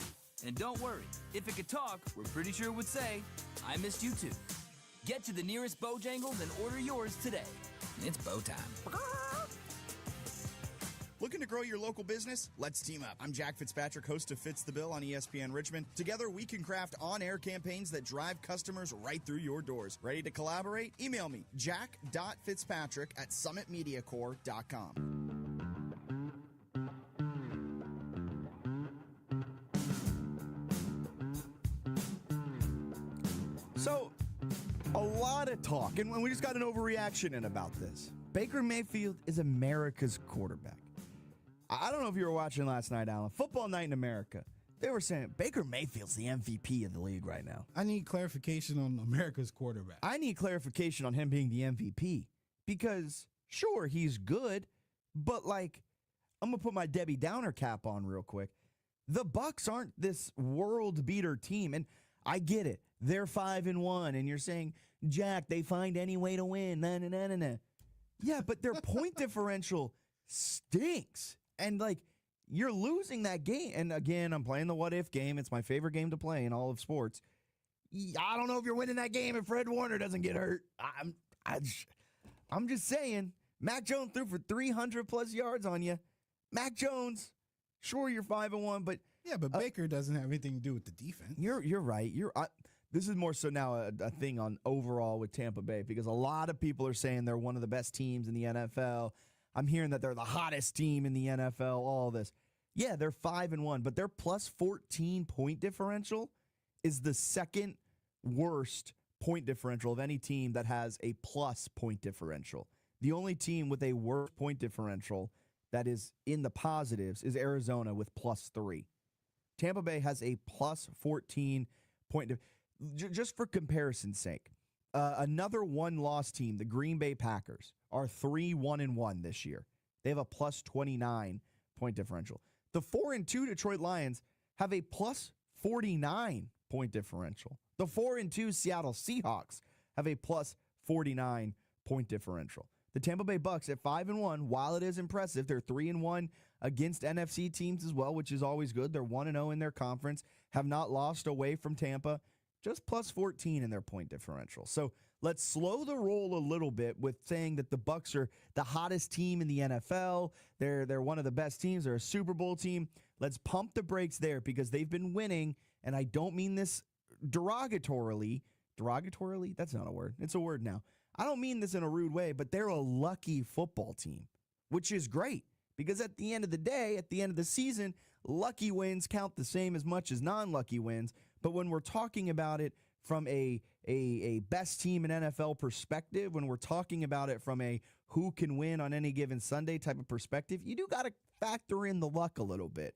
And people who are wanting to crown Baker MVP, I'm just not there for. He's not a top 3 quarterback right now in the NFL, top 4 quarterback. He's 8th in adjusted EPA per play. So when you kind of throw out garbage time and you factor in a bunch of things, he's 8th, which is good. Don't get me wrong, that is good, but it's not MVP level. Sam Darnold is top 3, and we're not calling him MVP, but he's had a better statistical season than Baker Mayfield has. Baker's 8th in PFF pass grade. He's 4th in overall yards, tied for 3rd in touchdowns. He does lead the NFL with a 7.4% big-time throw rate, which is any throw that travels more than 20 air yards and is a completion when it has less than a 20% completion percentage expected. His renaissance in Tampa is awesome, but he's yet to string 2 75-plus PFF ratings together this season, and last season he only did that twice, weeks 4 and 5 and weeks 17 and 18. Baker's great, but let's be a little realistic on Baker Mayfield a little bit. And I don't mean to be rude, but watching the game, my takeaway wasn't, this guy's great. I don't know. Yeah, it's a little bit of hate in your heart. Maybe it's me just being upset that they lost. And the texter's right. We're banged up. Once we're healthy, now I'm not saying he's right about this. We'll be unstoppable. I don't know about all that. But I don't agree with the unstoppable part. But they are, like, in this particular juncture, he's played a couple games without his number 1 wide receiver. Second half yesterday, without his number 2 wide receiver. Second half yesterday, he was even without his number 3 wide receiver. Yeah. He was throwing to 4, 5, and 6. And that's impressive. I get it. But, like, I need to see him string together a couple of high-end performances, and I need to see Tampa start to win by more than 3 points consistently. Yeah, I don't know if I think for me the litmus test for an MVP being a quarterback is you got to have the stats. So you got to be like top 5 statistically. You obviously got to have a good touchdown to interception ratio. And I don't care how much you win by, just win. I mean, Joe Burrow last year was a lot of people's long shot to be an MVP or in the MVP conversation. And this team was 9-8 last year, but he had the stats, right? Yeah, he led the team in like every statistical. Led the league, yeah. Yeah, so in Baker's case, I think his stats are on par with the MVP level season. We just need a little. Obviously, you need more games. You need to see the season completely finished. But let's say if he's still top 4 or 5 statistically, and the Buccaneers only lose about 3-4 games, then I don't see why he can't be the MVP or in that conversation. And right now he's got 12 touchdowns, 1 interception. That's phenomenal, no matter what.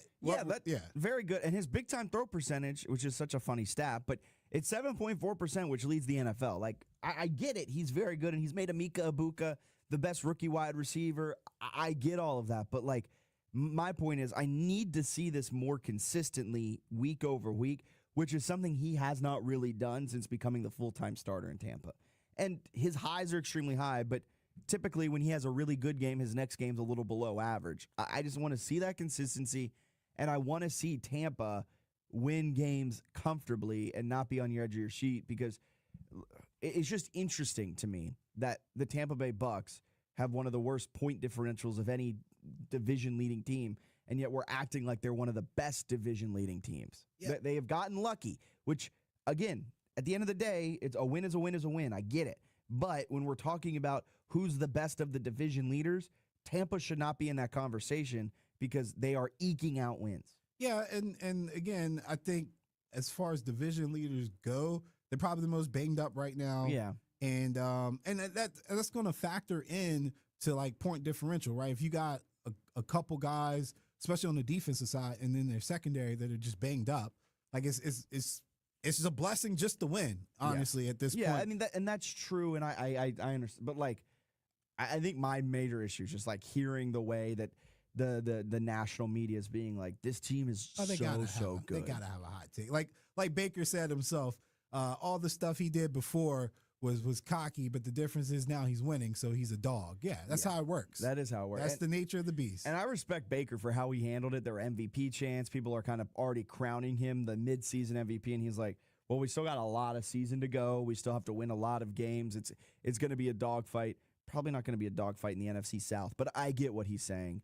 And our Bucs fan who said Baker Mayfield is America's quarterback, he said, I freely admit that I'm a slightly delusional Buccaneers Just fan. A little. And then he said, I also want to see them win comfortably. I would imagine so. I also want to take time out again to remind everyone, Baker Mayfield is the ultimate football success story. The guy was a walk-on, won a Heisman, has competed at a high level across the board. He's literally bet on himself everywhere. They washed him away. He was a practice squad defense and crap like that. Now he's one of the top starters in the league. Like he's never stayed down. So no matter what he does for the rest of his career, he's always going to be probably the poster child for blue collar work at this level. He is the underdog story that Tom Brady thinks he is. Yeah, pretty much. Like Tom Brady always talks about being the underdog, which he was at one point, but like to some degree, Baker has been an underdog ever. Literally he played intramural football at Oklahoma when he first got there because he was not allowed to join the team. And so he just won the intramural championship with some random frat. Like, that is stuff of legend. And I respect that, and I love it. And he got arrested. He came back from that, He cried. He cried. Man, what a story for him. I'll always remember. But I'm not going to go down there. All right, we want to get all of your... He really embodies the Florida man mentality. That's what our texter said. That's a great You're not wrong. That's a great one. We want to hear more texts from you. Overreactions coming up on the other side of the break. We want to hear yours. 804-327-0888. Get your overreactions in on the text line. We'll read them all out on the other side of this commercial break. Are you suffering from a sports injury, chronic pain, or something that just plain hurts? Ortho Virginia can help get you on the road to recovery. As the state's largest provider of orthopedic care, Ortho Virginia's team of specialists offers surgical and non-surgical treatment options. With 12 offices conveniently located in the Richmond area, visit orthovirginia.com or call 804-915-1910 to discover why at Ortho Virginia, stronger starts here. It's Ray Ferguson with RVA Roofing Services. We do roofing, siding, gutters, and gutter guards. When it comes to protecting your home, experience matters. Your roof is one of the most important systems in your home. Don't let a small leak make you write a big check. Call RVA Roofing Services before it spreads. RVA Roofing Services is veteran-owned. We deliver quality workmanship, fair pricing, and free inspections. No job is too big or too small. RVA Roofing Services, the most dependable roofers in your area. Book your appointment anytime at RVARoofingServices.com. How would you like a free dinner? That's right, a free dinner. Hi, I'm Jeff Trice with the Insurance Doctor, and I've been telling you for years how nobody beats the Insurance Doctor's prices, and now I'll prove it. Just bring your current auto insurance policy into the Insurance Doctor location nearest you, and if we can't beat your price, I'll buy you dinner at the restaurant of your choice. So now is the perfect time to shop your auto insurance, because I'll either save you a ton of money on your car insurance or dinner's on me. Either way, you get paid. Our competitors like to say they can save you money on your car insurance, but only the Insurance Doctor has a low price guarantee. So no matter who you're with, we will beat their price. It's guaranteed. Oh, and by the way, I'll throw in your own personal agent for free. Just bring your current auto insurance policy into the Insurance Doctor location nearest you. I'll either save you a ton of money on your car insurance or dinner's on me. So call us today and see why I say nobody beats the Insurance Doctor. Horse racing is back, and it's time to get ready for another Triple Crown season. Get the latest from the industry every Saturday morning from 10 to 11 with Off to the Races on 106.1 ESPN. Presented by The Racing Biz. Nick Hahn and Frank Vespi bring you their insight and knowledge. Talking with the people making the headlines, including jockeys, trainers, and owners. Plus, get the expert picks each week, including a visit by Derby Bill Watson. It's Off to the Races each Saturday morning at 10 on 106.1 ESPN. Streaming live on the iHeartRadio app. This is advertising material. Past results do not guarantee future outcomes. Every case is different. Georgia's licensed attorney in Virginia is responsible for legal work. Office located at 500 East Main Street, Suite 1600-113, Norfolk, Virginia 23510. Yo, I bet you didn't know that there's a new sheriff in town shutting down the litigation situation. And they go by the name of Alexander Sonora, trial attorney. Now, we all know life can throw you curveballs, right? A vehicle accident, a medical mistake, or even worse, a workplace injury. At Alexander Sonora Trial Attorney, we fight while you hear. Alexander Sonora Trial Attorneys will sue the insurance company. Give them a call now at 877-222-6666 or hit them up at sonora.com. This is advertising material. From Hot Topics in the morning to Spider Pride in the evening. 106.1 ESPN Richmond keeps you talking. Fitz the Bill. Border to Border. The Mashup Hour and the Sports Huddle. Always live and always local. 106.1, where Richmond talks sports.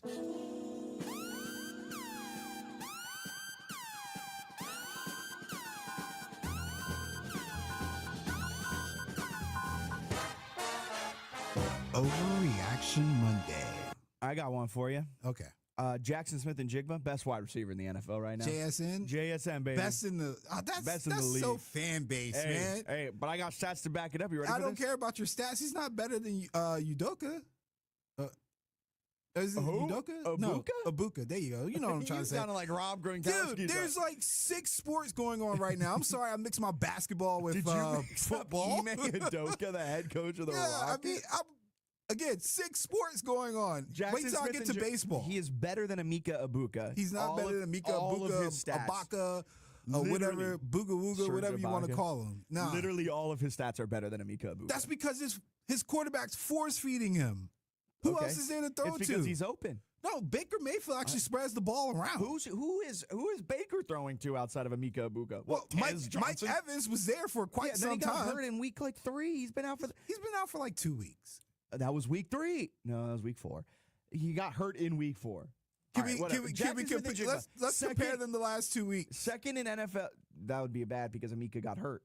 But you know what the best ability is availability. Oh, my God. All I'm right. just saying Jackson hasn't got hurt. He's second in the NFL, getting 33.1% of Seattle's targets. I was going to give you one Seattle bump today and say the Mariners played great. But now you're forcing the Seahawks crap. I take it back. Mariners overreaction. Cal Raleigh is the greatest baseball player ever. He is pretty good. But anyway, all right. No drops. He ranks second in the NFL. He's 23 catches of 10 yards or more. He leads the NFL. He's got a potty mouth. He leads the NFL with 10 catches of 20 yards or more. He leads the NFL with 30-plus yard catches, 40-plus yard catches, and he's second in the NFL in catches of 50-plus yards.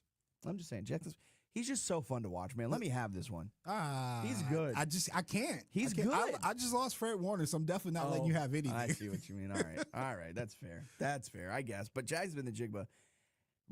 Overreaction is that he's the best wide receiver in the NFL right now. Not overreaction is he's one of the best wide receivers in the NFL right now. He's not maybe the best, but he is a top 5 wide receiver right now. And look, the decision to get rid of DK Metcalf in the offseason, get rid of Geno Smith, and replace it with Cooper Kupp, rely fully on JSN and bring in Sam Darnold, I thought was idiotic. This offense is so much more effective than it was last year, running through Jackson Smith and Jigba rather than DK. This offense is. I was a doubter coming into the year. I'm now a full-on believer of Clint Kubiak and Sam Darnold. It has been very good. That is the nicest thing that a 49ers fan will say about the Seahawks. That is about as good as you're going to get out of me on this subject. You got an overreaction? The Packers are who I thought they were at the beginning of the season. We give people too much without getting anything in return. Stop giving people these monikers of elite or team to beat Super Bowl, yada, yada, yada, and they have done nothing. The Packers did nothing last year to make you think they were going to be a Super Bowl contender this year, and now here we are, week, 5, 6, and everybody's like, how good are the Packers? They're exactly who you thought they were. Yeah, who they thought they were, and we let them off the hook. Yeah, they're a decent team, but they're not great. And this goes back, we got a text earlier in the show. Are the Packers good, bad, or just bipolar? I think the Packers are good, but they're not great. They're in between good and bad. I would say they're good. They're not great. They're 3-1-1. The game against the Cowboys was head scratching. You wanted to beat the Bengals by a little bit more, but you got 2 road games coming up, at Cardinals, at Steelers. If you go 2-0 in those, all of a sudden you look like the team we thought they were. Josh Jacobs, 18 carries, 93 yards, 2 touchdowns. Jordan Love looked fine. I mean, I don't think the defense is as dominant as we thought it was going to be with the addition of Micah. Also, it's a testament to what you can get out of a football team if the quarterback is at baseline competent. Like Flacco steps in fresh off the plane, and they're competing with the Packers, right? Yeah. Like it was a 14-point spread. Everybody thought they would just run them over, and they at a couple points in the game made it a little bit testy. And that's just because Flacco is capable. I don't know. Maybe we don't value quarterback enough because, God, if Browning was in there, they'd have lost by like 50. Yeah. Who would have thought that Flacco, fresh off the plane, would step 60-year-old Flacco. He threw 45 passes. And how many times did he get sacked?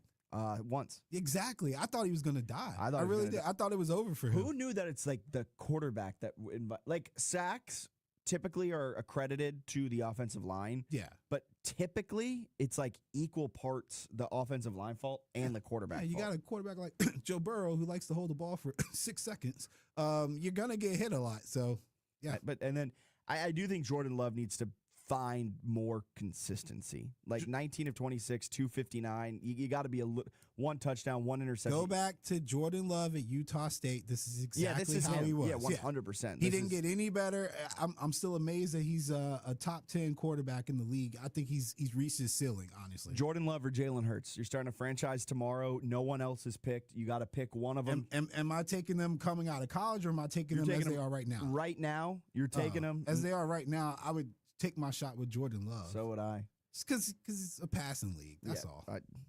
And he's a more consistent passer, performing passer. You're going to get some people mad at you for that, though. I mean, be mad. I don't care. It's my preference. I agree. You can't tell me I'm wrong on my preference. Another overreaction. The Steelers are going to be a top 2 seed in the AFC, and there's nothing we can do about it. Like the AFC North, this is more so a thing on the AFC North. They stink, man.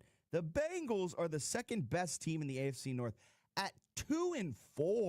The Ravens are 1-5. The Browns are 1-5. The Steelers are 4-1. The Steelers are tied for the second best the second best record in the AFC behind only the Indianapolis Colts, which is shocking in and of itself. The Steelers are going to be a top 2 seed in the AFC, whether we like it or not. Yeah, I don't think there's just off of sheer staying healthy. And I think they're going to get that. Sheer staying healthy, and they've only played one divisional game. Like, they still have their whole AFC North division slate in front of them. And, I mean, assuming things stay the status quo, that is a lot of wins coming their way. Yeah, I got an overreaction for you, totally unrelated to top teams. But this entire quarterback class, Cam Ward, Shador, everybody else, pack them up, man. It's the worst quarterback class in a long time, man. Until next season. Yeah, until next season when Arch might go number 1. Is this worse than the Kyler draft? No, not Kyler draft. The draft before that was Sam Darnold, Josh Rosen. I guess Lamar was in that class. Yeah, I Baker too. So that's I would say no, but because Sam's also revitalized his career now. Yeah, but man, like I watched Cam Ward. The game was on 106.1, but I watched it and listened along to the radio broadcast, which is for NFL. But I'm doing my best, and it was not not good. Cam Ward struggled, and like he was put between a rock and a hard place. Like the Titans just aren't that great. They don't have a lot of weapons, but man, did the Titans stink. And yeah, Shador's not even breaking through. Can I give you my third hot take while we're at it? Yeah, Jackson Dart's the best quarterback. Listening to MLB on the radio and listening to NFL on the radio, it's just night and day, man. It's just night. Some sports are meant for the radio. Baseball is one of them. Some sports are not meant for the radio. NFL is one of them. There's just times where I don't know if it's because I'm not a fan of the team, but even listening to Niners on the radio sometimes bothers me because I'm like, what's going on? Like, explain to me what happened. I've never had to ask anything of MLB to explain anything to me. Like, I was listening to the games we were playing this weekend. I felt like I was right there. Even college football, like when LSU was playing South Carolina, felt like I was right there. You get an NFL game, and sometimes it's like, dude, what are you doing? What are we talking about? There's a game going on. Yeah, and NFL's hit or miss with its play-by-play. Another sport that's not the best on radio, just does not come across all that well, basketball. Yeah. Like, it's so fast-paced that you're just like, up. Dude, last year when and I know Bob's going to remember this. It was hilarious. It was one of the games I subbed in, but they were playing William and Mary. And you know William and Mary gets up and down the court. And they were moving so fast. Like, Bob was trying his best to keep up. And I know that timeout came at the perfect time for him to catch his breath. Like, it was be like the play would happen, and then William and Mary's already just down the court launching a shot. He can't even describe what the Spiders just did because William and Mary's already down the court. So it was hilarious to be behind the scenes and have that happen. So I guess in the same breath, for the guys that do that, shout out to you because I couldn't do it. Also, shout out Richmond football for getting their first Patriot League win over the weekend. With the tush push, we're gonna come back with that. Yeah, you gotta come that tush push. That's a radio tease. It's coming up. I got 2 more overreactions. One of them I kind of already said. The Chiefs are back, and the AFC should be scared. Rashee Rice is coming back this week. Mahomes has been improving. The defense was uncharacteristically bad to start the year. They're starting to round into form now. The Chiefs are a team that the AFC should be scared of. Like, genuinely. They probably will be a wild card team and will have to get there through the road, but the Chiefs have figured it out. And their offense is cooking at levels that we haven't seen for a while. We got an overreaction from Texter Chris. Daniel Jones MVP. Not an overreaction. I'm here for it, man. Indiana Jones, baby. Indiana Jones. I didn't play it this. I didn't play it this week. I was gonna try to let it go under the radar. Oh man, I get so excited. Him and Tyler Warren are the best combination in the league right now. Give them both MVP. They're fun. Rookie of the year, MVP, right there. And comeback player of the year. For sure. My last overreaction. Indiana will win the national championship. Whew. You know what's crazy? I don't think that's too much of an overreaction. I think it is too much of an overreaction. I don't think so. Right now, and I'm going to double down on it. Fernando Mendoza will be the number 1 pick in the NFL draft. Mendoza is probably on his way, although if Nico keeps putting up 6 touchdowns a game. All of a sudden we're going to be like, wait, what? But Tino Sinceri must have stunk. I will say this. A lot changes when it's a neutral site game. A lot changes. You're right. Let's see. Let's get through this season, and when the playoffs hit, we'll revisit this Indiana thing because when it's not home or away, you really get to see what the team's made out of. BYOJ, bring your own juice. Yeah. And look, but I do got to take a victory lap real quick. I said coming into the year, Fernando Mendoza is going to be the number one QB. All over it. He's plus 300 right now. He's the favorite to be the first QB taken in the upcoming NFL draft. He was like 5th or 6th coming into the year at like plus 1,000 plus odds. So we nailed that one. You know that. I was like, I'm gonna let you have that. Yeah, one. and looky here. All right, we teased the tush push. The tush push has to be heard. Bob Black on the call over the weekend. You got to wait through a quick commercial break. Then on the other side, you'll hear one of the greatest calls of the 2025 Richmond Spiders football season. That's coming up on 106.1 ESPN Richmond. Cooler fall temperatures are coming, and that means perfect weather for a round of golf at Queenfield Golf Club. Queenfield is a beautifully secluded 18-hole course just a few minutes east of Mechanicsville that offers a spacious driving range, practice greens and bunkers, and professionally maintained golf course. Take the afternoon off or schedule your tee time today by calling 804-769-8838 or reserve your spot online at queenfieldgolf.com. Queenfield Golf Club, RVA's best-kept secret. Morning, Zoe. Got donuts. Jeff Bridges, why are you still living above our garage? Well, I dig the mattress, and I want to be in a T-Mobile commercial like you. Teach me, Saldana. Oh, no, I'm not really prepared. I couldn't possibly. At T-Mobile, get the new iPhone 17 Pro on them. It's designed to be the most powerful iPhone yet and has the ultimate pro camera system. Wow, impressive. Let me try. T-Mobile is the best place to get iPhone 17 Pro because they've got the best network. Nice, Jeffrey. You heard them. T-Mobile is the best place to get the new iPhone 17 Pro on us with eligible trade-in in any condition. So, what are we having for lunch? Dude, my work here is done. For 24 monthly bill credits on Experience Beyond for well-qualified customers plus tax and $35 device connection charge. Credits ended. Balance due if you pay off earlier. Cancel. Finance agreement iPhone 17 Pro 256 gigs, $1,099.99 and new line minimum $100 plus a month plan with auto pay plus taxes and fees required. Best mobile network in the U.S. based on analysis by Ookla Speed Test Intelligence data 1/2025. Visit T-Mobile.com. Incredible Cleaning Services is family-owned and the locally trusted choice for homes and businesses in the Tri-Cities area since 2017. From one-time deep cleans, we also specialize in commercial cleaning and construction cleaning to regular service and maintenance cleaning. We save you valuable time. For your free estimate, visit our website at incrediblecleaningservice.com.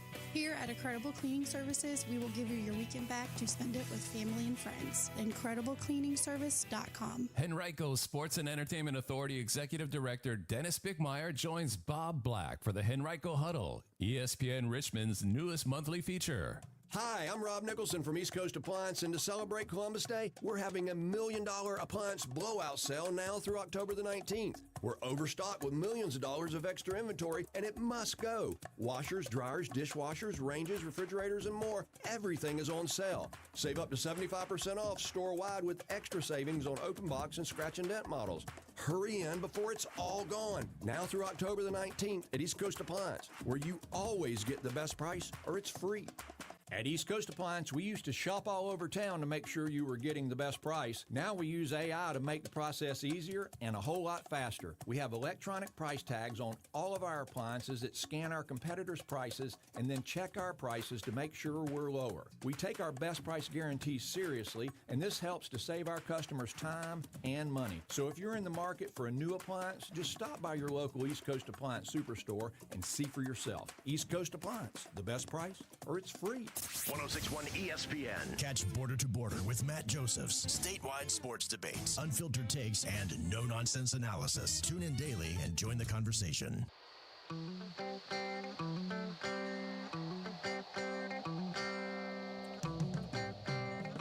Spiders are 4 for 8 on fourth down conversions this season. No hesitation from head coach Russ Huseman. Spider offense stays on the field. And they go to the tush-push formation. And there it is. The Spiders try the tush-push. They move the pile to the goal line. And it is a Richmond touchdown. The tush-push from Philadelphia to Hamilton, New York. And it works for the Richmond Spiders. I know Bob was having a great time with that one. He was extremely excited compared to how Thursday night went. Yeah, I was going to bring it up.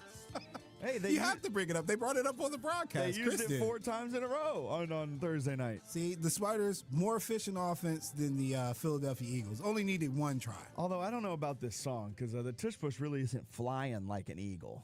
It's pushing like it's an the eagle. identity of the Eagles right now. It's a good win for them. If you do a play 4 times in a row, it's kind of your thing. I mean, that's true. You're not wrong. It is 100% their thing, but they're not flying like an eagle. They're Just pushing like an eagle. the yellow flag play that the Chiefs call a lot, it's part of their identity. You and I both. Okay, whatever. What did I say wrong? They don't get called. They don't get more penalties in their favor. They don't get more in their favor, but they still get them. Yeah, so do the Bills. So do the Seahawks. So do the 49ers. And when the Bills tap into that play, I will make sure I point it out tonight when they play the Falcons. All right, so Richmond's coming off of a 24-19 win at Colgate. An impressive performance. We'll be catching up with head coach Russ Huesman later today, airing it tomorrow on the show, talking about what the Spiders did in preparation for the win and what it was like getting the Spiders' first Patriot League win of their Patriot League season or their According Patriot League to the broadcast, I think his first win was there, and then his first Patriot League win. It was his first win. Yeah, so. Something special about Hamilton, New York. You know what they say? What stays in Hamilton happens in Hamilton. or is one way in, one way out? Hamilton, New York is a place, man. I went there when JMU played in the FCS playoffs in 2018. 2018 was my senior year. 2018, drove up, watched the game, drove down. It's like a 10-hour drive from Harrisonburg. That place is it's a small town. Oh, yeah. It's a small town. That's what I heard. It is. Whew, Nelly. Tonight, we've got some NFL Monday night action. We've got 2 games tonight. The rare Monday. Actually, it's not really all that rare anymore. They've been doing it more and more. But the Bills-Falcons kick the night off at 7:15 in Atlanta, and then at 8:15 at Washington. The Bears and Commanders face off. Allen will be in attendance, so if you're also in attendance and you see him, just give him a wave. Yeah, Jordan will be there too. Jordan will be there too doing sideline stuff. This is the last time these two teams squared off. This is how that one ended. Comes down to one last play, and it's going to be getting longer by the second. You're all the way back at the 30-yard line. Now you can step into it. Here comes the Hail Mary with the game on the line, and the ball is caught! Caught! It's a miracle! It's Noah Brown! Oh, my goodness! This town is going crazy! It's a madhouse in Landover, Maryland! He did it!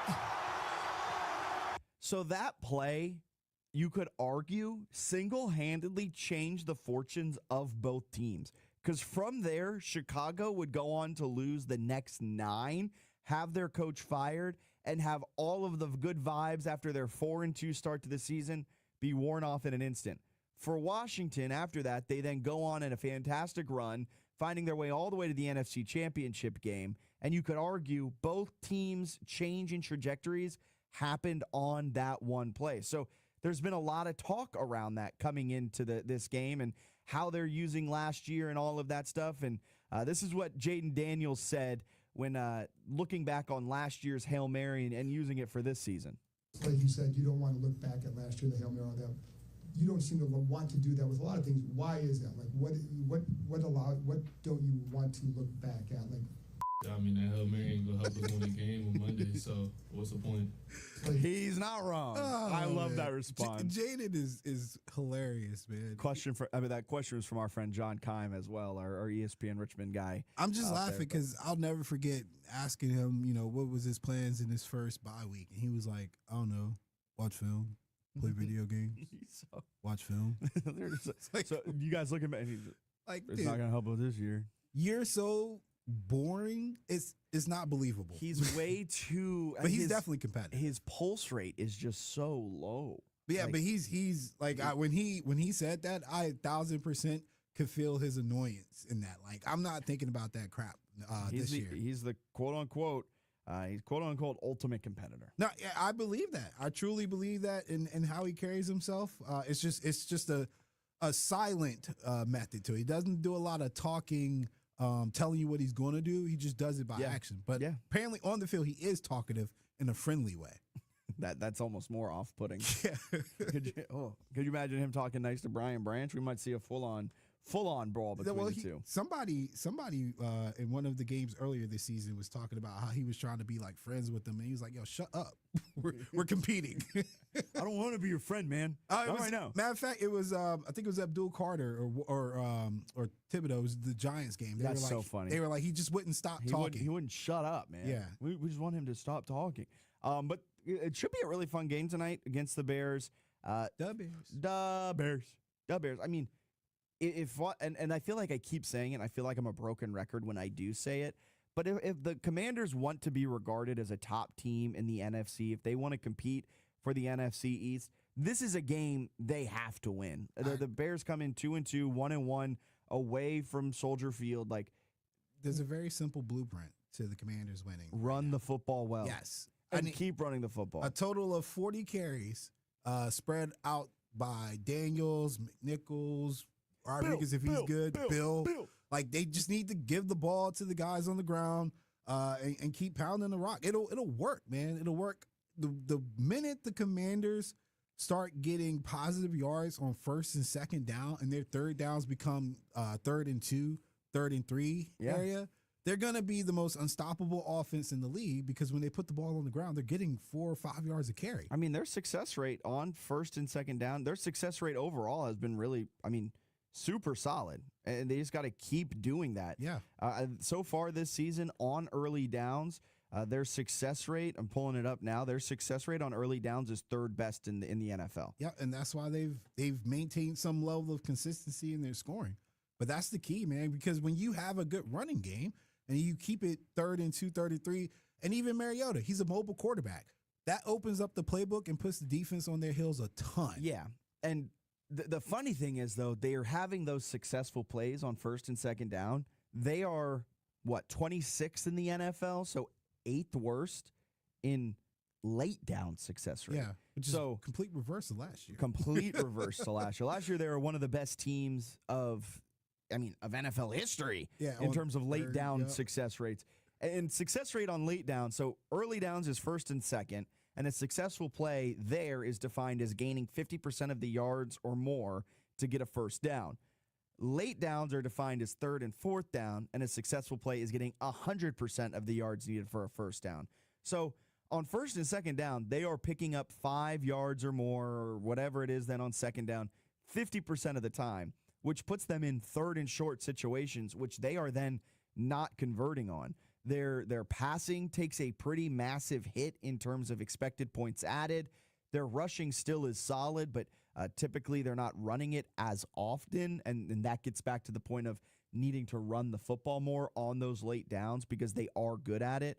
And their completion percentage takes a huge drop. Daniels and Mariota are combined to only complete 46% of their passes this season on late downs. So that is something they need to improve on, and their ADOT is really high. So Cliff Kingsbury, he's figured it out the last couple of weeks, it seems. We're going to lean on the pass more, and then on late downs, we're not necessarily going to open it up and go for a deep shot, because as it stands right now, Washington has the highest average depth of target on late downs, which means on 3rd and short, they are throwing deep balls. Yeah, it's just an interesting And setup. I don't think that's all on Cliff. I think that's on Daniels and these Mariota, guys. Needing to change their eye level. Something that we don't discuss a lot in NFL terms, because I think we're just used to guys just making plays.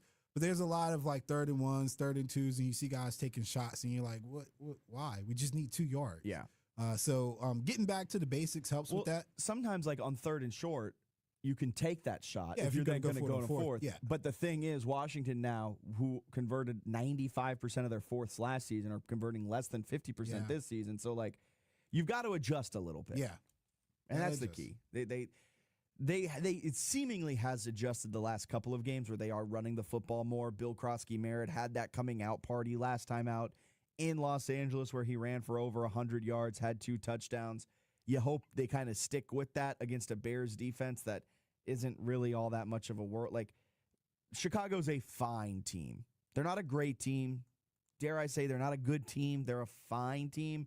And because of that, this is a game you need to win. And Chicago, coming off of back-to-back wins, but Their last time out was against the Raiders. It was a 1-point eke-it-out type of win. Caleb Williams, he still has some flaws in his game, and the Commanders' defense, who did a good job of getting after Justin Herbert, are going to have to get after Caleb Williams and force him to turn the ball over a couple times. Should be easy. Should be probably easier than last year. I haven't seen any improvement in the offensive line for the Bears. If anything, they've gotten worse despite putting all those people in. And then, of course, the storyline of our guy, Benjamin Johnson. He's in D.C. whether he likes it or not now. He couldn't bail on this flight. I know, right? Good luck. I wonder if somebody will bring that up. I'm sure they will. Yes, of course someone will. I'm sure they will. Someone will. Terry McLaurin still not going in this game, right? I have no injury. Okay, I have no reason to suspect Terry's coming back anytime soon. Yeah, he's out with quadricep injury still. Eddie Goldman's questionable. Chris Rodriguez is questionable. Deebo Samuel's questionable. Noah Brown, who was on the receiving end of that Hail Mary, he's out with a groin injury as well. So some guys out there. And then for Chicago, they're going to be without Grady Jarrett, Travis Homer, but that's not necessarily a huge thing. He's on IR. Cairo Santos is questionable, and Colston Loveland, their tight end that they took above Tyler Warren. Idiotic. Idiotic. And he's questionable for tonight. Hey, he might be a good tight end, but he's not going to be anywhere. He's never going to be Tyler Warren. He's never going to be as good as Atlee's own Tyler Warren. We saw the field that he Tyler made. Warren he could be from the moon. I thought you just accidentally I was going to say Tyler Warren could be from the moon, and he still would be better than Loveland. You're not wrong. All right, that'll do it for this Monday edition of Fitz the Bill. Keep it locked right here where Richmond talks sports, because coming up, Clinton and friends into the Rich Eisen Show. Then we're back live and local starting at 3 p.m. from Ortho Virginia Studios. And then we've got Jays and Mariners tonight. But border to border from 3 to 4, from 4 to 5, the mashup hour with Matt and Bob Black. And Bob takes you home with the Sports Huddle. And then Blue Jays, Mariners, when their first pitch is. You can hear it all on 106.1 ESPN Richmond. Until tomorrow, have a great rest of your day. See ya.